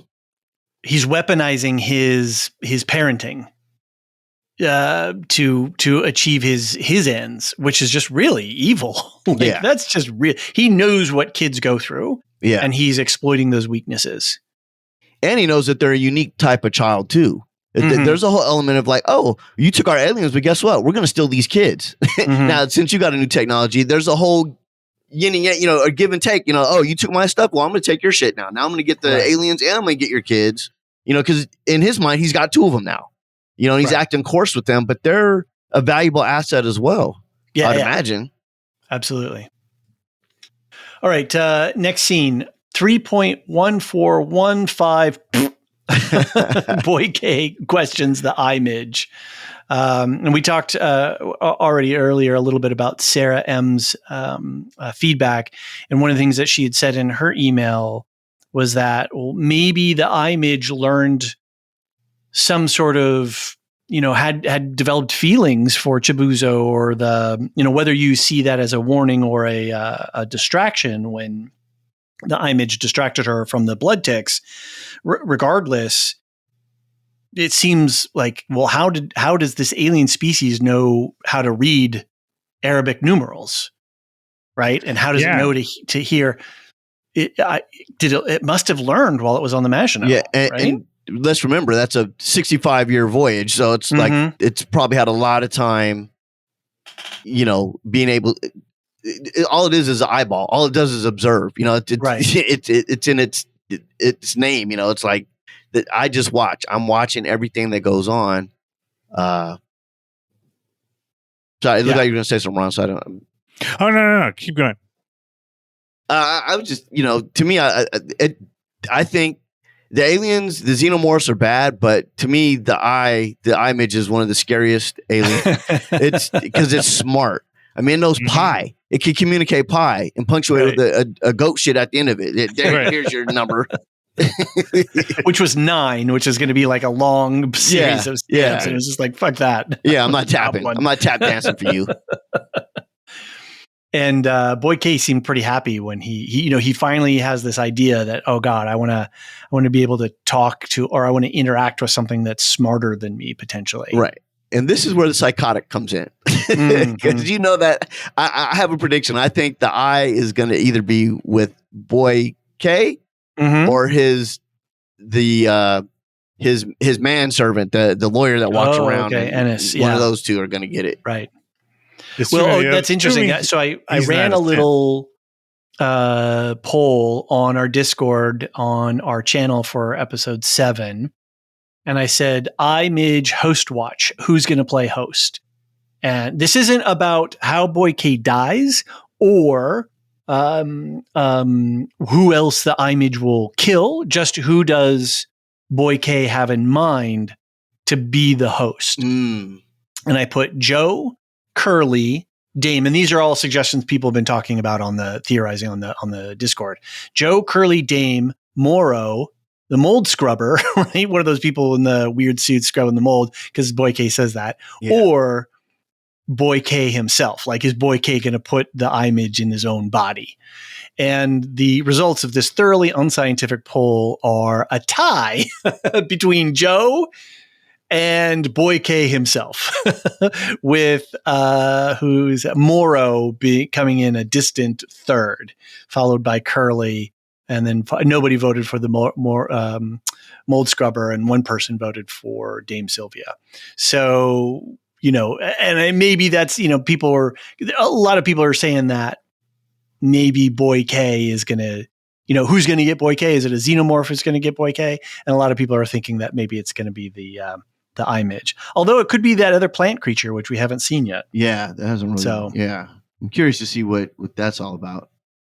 Yeah, they've been keeping that one. They've teased it a few times, but nothing. Teased what a few times? The plant creature? The plant creature. Oh yeah, like what it's action yet. Yeah, exactly. It can be good, whatever it is. I'm gonna throw out I did a mid-season trailer video analysis, again, some bonus content. And I looked at all of the scenes that we had not yet seen up through episode 5. And there is a scene with the plant creature, something's like emerging, it's starting to separate that we haven't seen yet. So there's something is definitely coming in episode 8.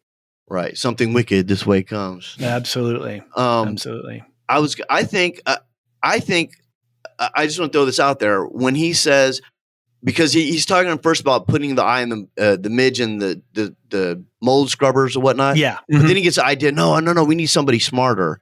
Yeah. I think he maybe was thinking about Arthur, because I don't think he knew that Arthur was dead yet. And since Arthur was a saboteur, it was a get back at Arthur. It could have been like, hey, I know what asshole we could put this thing in. The guy who just tried to abscond, who turned off the trackers and messed up the systems. Yeah. And he's smart. And so imagine, he said, if I put the eye in Arthur, he could be this super technical IT.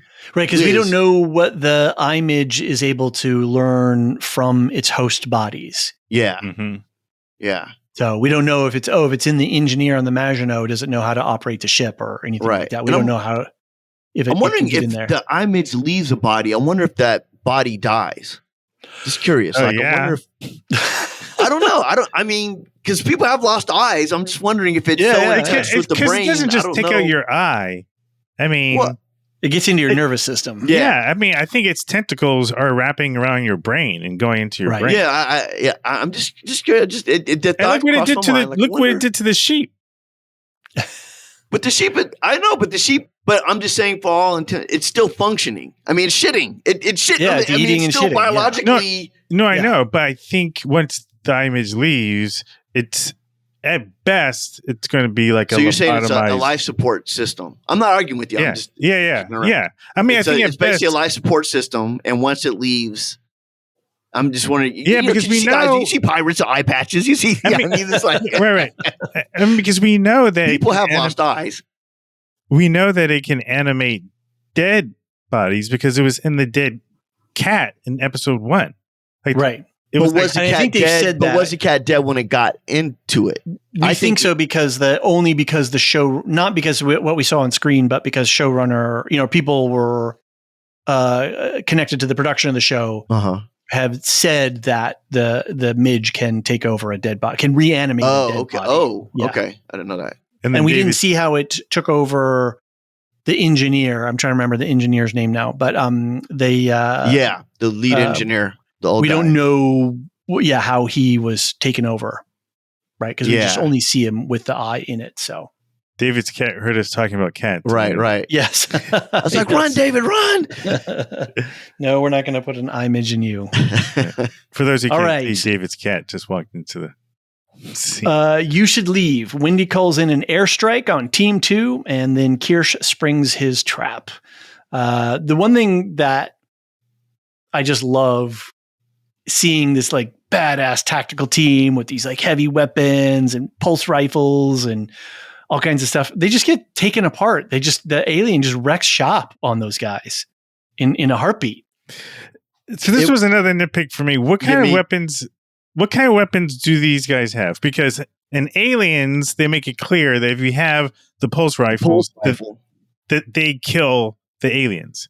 And here, these guys, I assume they're the similar type of weapons, and they can't take out one alien. So, I'm not going to hold it too much to them, but I just kind of felt like there's a disconnect from what we've seen rifles do. Who knows? Maybe the rifles, because we know it's 50 some odd years later, so maybe rifles have gotten better. I think part of it, this is where the direction kind of fails, because when they shoot this, they shoot it where the alien is coming right down on the guy, and the guy gets off a dozen shots at the alien, point blank. It's coming.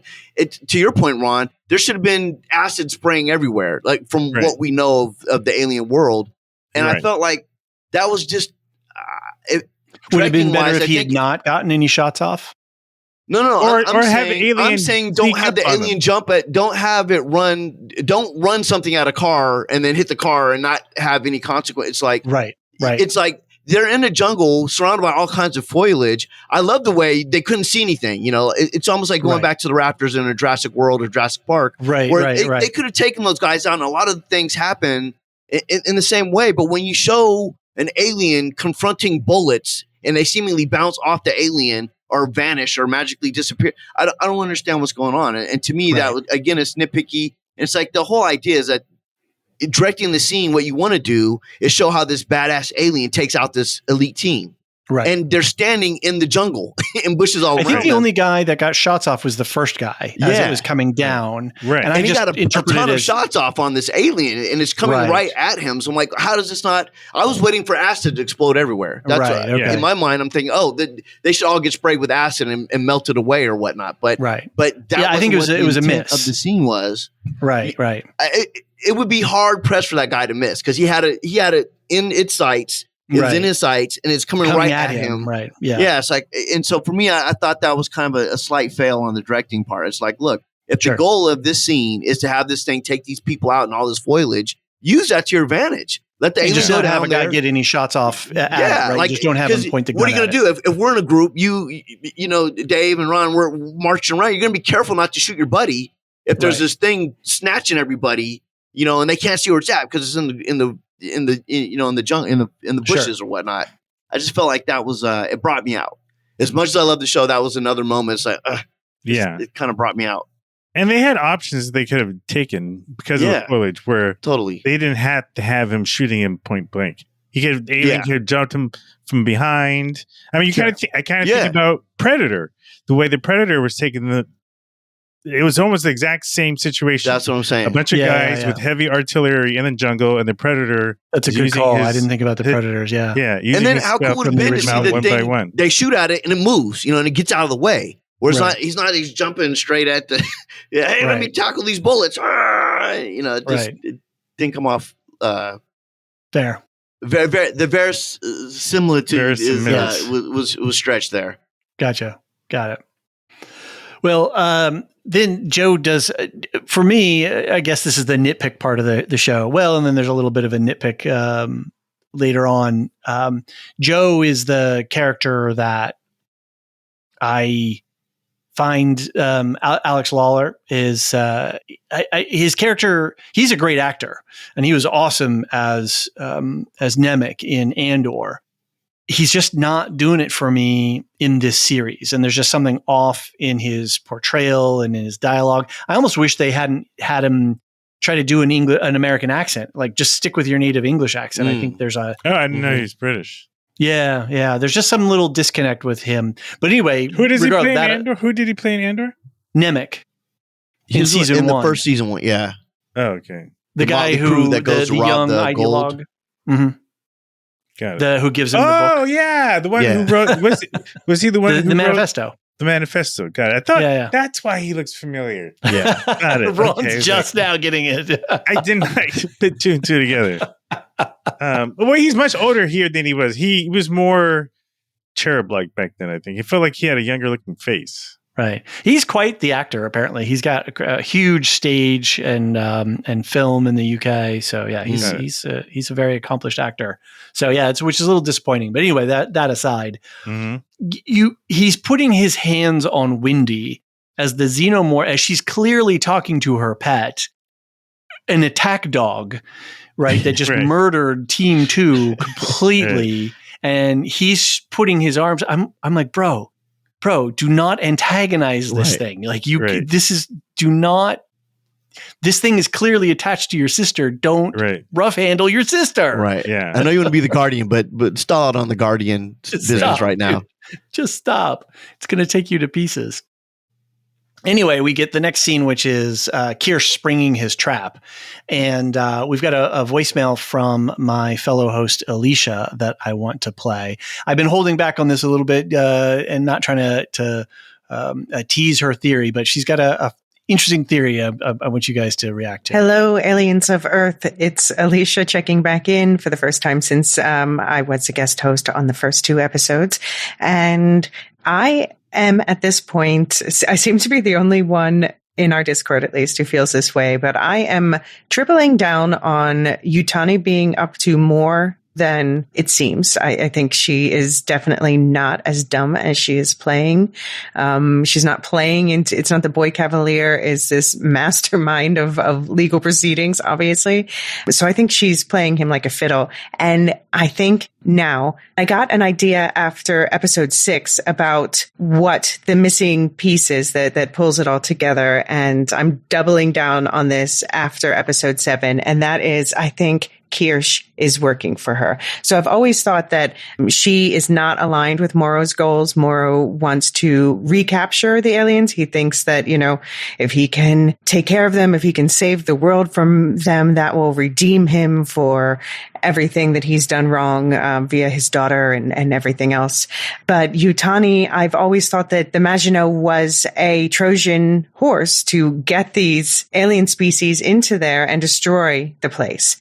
However, if Kirsch is working for her, then not only does she get to have these aliens destroying the place, but she gets the benefit of them being studied in the meantime, because I'm assuming at this point that Kirsch is sending all of the data to her. And this explains several things going on in this episode, like when he tells them, a lot of people thought he's setting a trap for Morrow, maybe, but I think that he is I think that he's doing what Yutani wants him to do. I think it's not an accident that Slightly was given the wrong time frame for delivering Arthur. Obviously the chestburster burst out before he could get there. I think that's not an accident. I think they wanted it on the loose.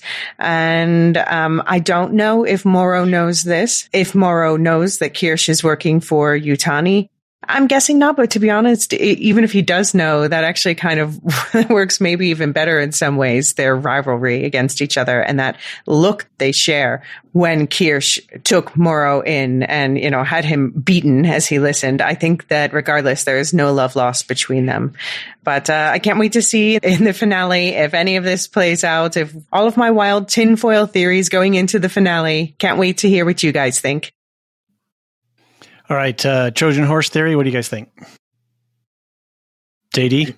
I think that's a cool theory. I hadn't even thought about that, but it's like, wow, I could see something like that taking place because they've had so much espionage and subterfuge throughout the show that was like, wow, if that did come to fruition, that part and parcel with everything we've seen before from the very beginning. The guy that had the saboteur on the ship, and then you have Morrow, who's all these manipulations going on of people jockeying for this. That would just be one more twist up. It might be too much. It might be over the top, but it's an interesting theory. I mean, it wouldn't be so out of line compared with some of the stuff that we've been shown. Right. Is she saying that the Trojan horse was the Maginot itself crashing into the... But we know that Boy K was working with the saboteur to have it crash. Well, as I understand it, the saboteur contacted Boy K. So this wasn't premeditated. The saboteur was pissed off because his girlfriend was chomped by a monster. Okay. And so once they got in close enough to the Earth communications range, he called up Boy K secretly and said, hey, pay me and I'll deliver these to you. Yeah. And then rather than, then things, cascaded, but he was able to at least crash the ship. So, there's some counterweight to the theory there, but then Yutani got played at the negotiation meeting, but was that a ploy? Was she baiting him or trapping him? Regardless of the other circumstances, is there a ploy within a ploy going on here at all? Is Kirsch at all in league with Yutani? I think there is possibility that Kirsch can be in league with Yutani. I'm finding hard to buy the Trojan horse because, again, the Trojan horse suggests that Yutani was planning to have the Maginot crash land in Prodigy space, and some people have theorized that. Yeah, right. Alicia that was one part of her early theory before we had the episode 5, and then I don't know exactly. And so it's saying that the saboteur is working for Yutani, and was always the plan for him to call. Well, he was an employee of Yutani, and then decided to sell out to Boy K, to Prodigy. Yeah. But I'm saying, was that her plan to have this guy tend to? And maybe it's an evolving situation. Like maybe she's had connections with Kirsch. If you buy this theory, both could be true. It's like maybe Kirsch, she's had connections or contact with him for years now. Because to your point, Dave, you say how like Boy K treats Kirsch like shit. Right. So there could be, and Kirsch obviously has this just this weird morbid curiosity with these aliens, and I could see him maybe thinking maybe there's greener pastures with Weyland, if I join forces with her. Right. But that would almost suggest he has human-like tendencies, and I don't know that Kirsch does. I don't know. I mean, it's like chess. I don't know. Maybe. I really get the impression. I don't want to, but I think he can operate and maneuver that way without being human. Like I think it's almost more scary because like if I feel like he is playing chess. I feel like okay. Just look at all his. If you look at the actions that he's done throughout the series, he's a chess player. He's maneuvering. I get that. I'm just saying I don't know if his motivations are out of anger or frustration or pissed off at Boy K. And we are going off of Alicia's theory, so it's like I'm trying to support it. And if it is something that is legit, I think it's interesting. Unfolding this way. Yeah, I think the idea of Kirsch working for Yutani is interesting. Yeah. When I think about the Trojan horse, I just feel like the kinds of things that would have to go right for that plan, for someone who's as intelligent as Yutani supposedly is. Okay, we're going to crash this into the island, and then we're going to expect that they're going to send in a force to take these creatures, capture them. You mean in the city, not the island, but the city. In the city. Yeah, or into Boy K's area. It's Boy K's area. You're right. It's and I'll just say, while we're here, because I wanted to bring this up, and I wasn't sure when to do it, but this is another thing that brought me out. It's like, wait a minute. I'm supposed to believe of aircraft carrier-sized ship that grazes a space station, Right. and the rescue team is doing workouts where they don't know that the ship is coming and going to hit their city. I'm like, come on. It's those type of things where it's like, look, you just needed to hit the city. Let's not dumb it down. That was another misstep to me. It's like, it's easy to.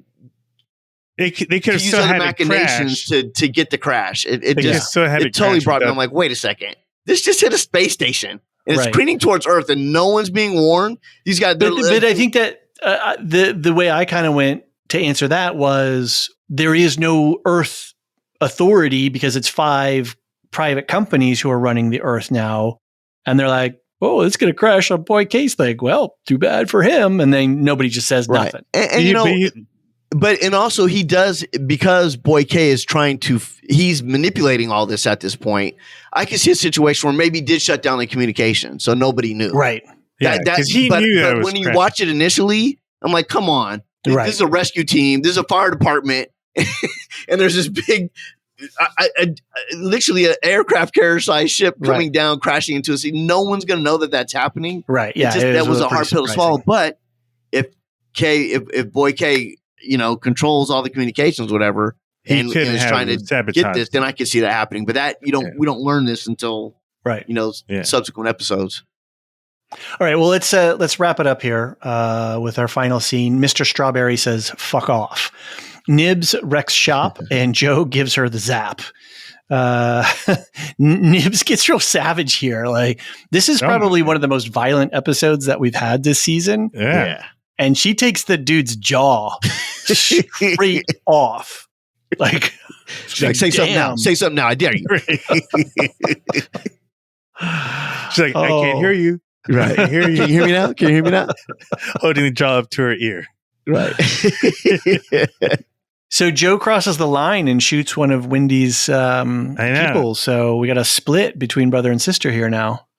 And is Nibs just like decapacitated? Is that a word? Yeah, we don't know, do we? We don't know if what's happened to her consciousness. If what we know from what Hawley trained us on in, what was it, episode 2, I guess, was that the zapper guns knock you down, but they don't take you out. So, but we don't know if it's like overloaded her positronic matrix or whatever. Right. And also keep in mind, they did drop in this last episode. Boy K said something. Is the regeneration thing ready? When he was talking about Isaac, because the idea was that they're going to regenerate him, or he'll come back. Reboot and restore. Yeah, reboot and restore. Yeah. So, and Kirsch says it's theoretical, but we haven't done it yet. We haven't actually tested that yet. And I think that Joe actually was trying to save his sister, because he saw Nims take the bullets that downed her, and I think that he said, "Well, I'm going to shoot her. Yes, I'm going to make it so that she doesn't get shot," because I think he felt like Wendy was at the point where she's the whole squad was going to open up and sort of take everybody. And the thing is, that guy who got his jaw ripped off, if you go back, that's actually the unit commander for Joe's unit.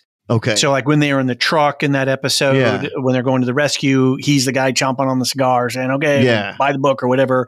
And we see him, a few times. So, and that's Rashidi and Siberian, his 2 squad his buddies from his squad. Yeah. Mm-hmm.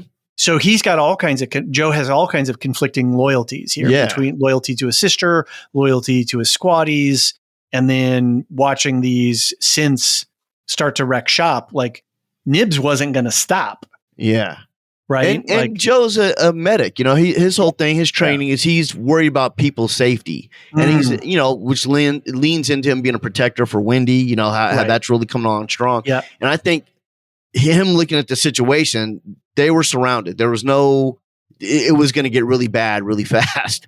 So I think he took the option of, hey, let me protect everybody. I don't want to lose the people I broke bread with, the squad. Because Nims is about ready to rip Siberian's jaw off too. So yeah, that's right. Because she had her by the head. She was seconds away from losing her ability to speak. Right, and so he had to make that second choice. Yeah. Which brings up Cincinnati Joe sent in another email, and he's been enjoying the show on the Discord, talking about it, but that he's also picking up on a number of these different threads where like, the math doesn't quite add up to here. And in this email, he says, I'm really surprised Prodigy doesn't seem to have an off switch for the hybrids. Unless Arthur turning off the trackers disabled that, by the way, you think they could turn the trackers back on as well? Or do they have to be close range of a device or something? Do you think that Prodigy Boy K has a kill switch for more fine-grained remote controls of some kind for the hybrid? So yeah, this whole question of, we're going to take an 8-year-old, and we all know, all of us here, we know 8-year-olds can be impulsive, right? And we're going to put them into a superhuman body with a battery that can power a city for 2 years, and there ain't no off switch, there ain't no, kill, like shut down all motor functions, no safe word. That's wild. That to me is, like, whoa. What that seemed safety protocols seem to be lacking within the Boy K, within the Prodigy Enterprise system. Yeah, that is an interesting point, because when even if there's not they throw a tantrum, that could be one thing, but even just a malfunction, this is the first time they've done this. It could it could just wow out. I don't know if you guys have seen lately, they've been having the robots like they've been testing. Yeah, the Boston and there's a robot that went live and it went crazy because it was like it looked like. I mean, we're ascribing these attributes to it, but it looked like it was trying to fight back and didn't want to get shut down. I saw that one. The guy was like kicking it and stuff. Yeah. Yeah. So, Nibs did that, or one of these kids did that, good luck trying to stop them. Right. Yeah. Just a malfunction, just a wiring malfunction or something. Even innocuous. So, yeah. All right. Well, we've got a lot to look forward to for episode 8 to see if Hawley can stick the landing on this one. We go out on Song for the Dead by Queens of the Stone Age from their 2002 album Songs for the Deaf. This is a song that just has a lot of has that kinetic energy to it of violence, and one of the lyrics, the study of dying, how to do it right. So it really encapsulates the rawness of this emotion, the raw emotion of this episode with so much sort of kinetic action. Have the needle drops, the ending needle drops, been working for you guys, Ron? Are you down with what Hawley's doing here, music wise? Yeah, I like the songs that they've added. They kind of go with the energy of what happens at the end of each scene. Yeah. I think they're great. I mean, it makes the show its own. It adds something. It's something that they bring to the table. Whereas, like, because they've done a great job of maintaining the vibe of the first couple Alien movies, with the sound design, the score, but then they add these rock songs to it, and I think they've worked really well. And I didn't know anything about the song, so like you're with the Cream song, and then this other one, it's like they seem great. They seem to work. It's a way to it synthesizes the episode in a way. It just really sort of encapsulates emotionally, like. And I thought watching it again, I was like, oh, this gives this show its own little bit of character versus the Alien movies and whatnot. So I appreciate that. It's like, okay, cool. They're doing a little flavor for this. So it's just nice little added. Yeah, I like that take. All right. Well, I think we're just about done and out of time. JD, it's great to meet you. Thanks for coming on. Thank you for having me. This was fun. I hope I didn't talk too much. I tend to be a little bit verbose, but no, it's good. My tongue. I was actually surprised how little you talked. Really? I'm just giving you a hard time. Yeah, I know. Well, if anybody out there has not listened to Dungeons-n-Durags and heard JD and Ron go at it, this is pretty tame and for what you guys usually. I'm trying to be get respectable. Up to I'm trying to be respectful here in the show right now. You're in somebody else's house, right? Yeah, you want to be nice. Yeah, exactly. So if you want to hear more of Ron and JD and sometimes Yolanda cooking it up on the grill, then head over to Dungeons-n-Durags. Ron, do you guys have anything planned specific, or are you? No, we've been. If you go and look for us, the audio podcast is the first season we did a couple of years ago. That's where it's all three of us. Right. But then we've restarted.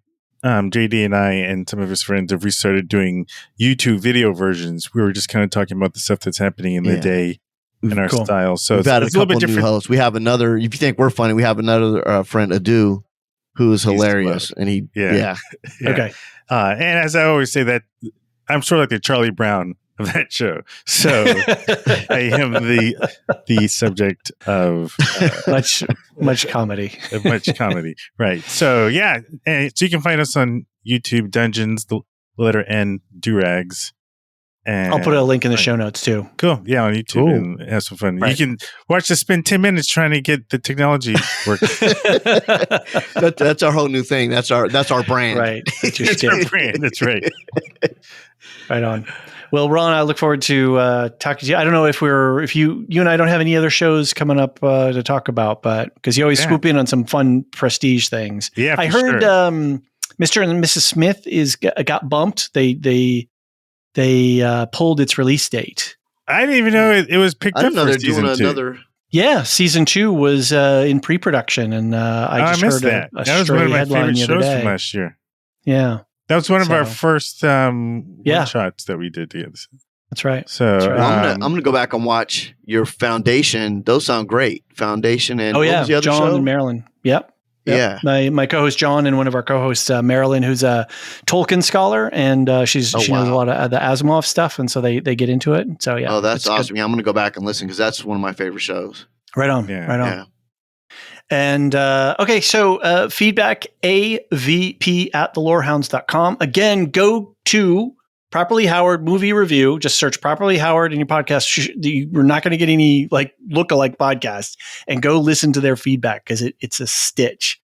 Join us on Discord for live conversations. We have all the episodes siloed so that you don't get spoiled if you're playing catch up.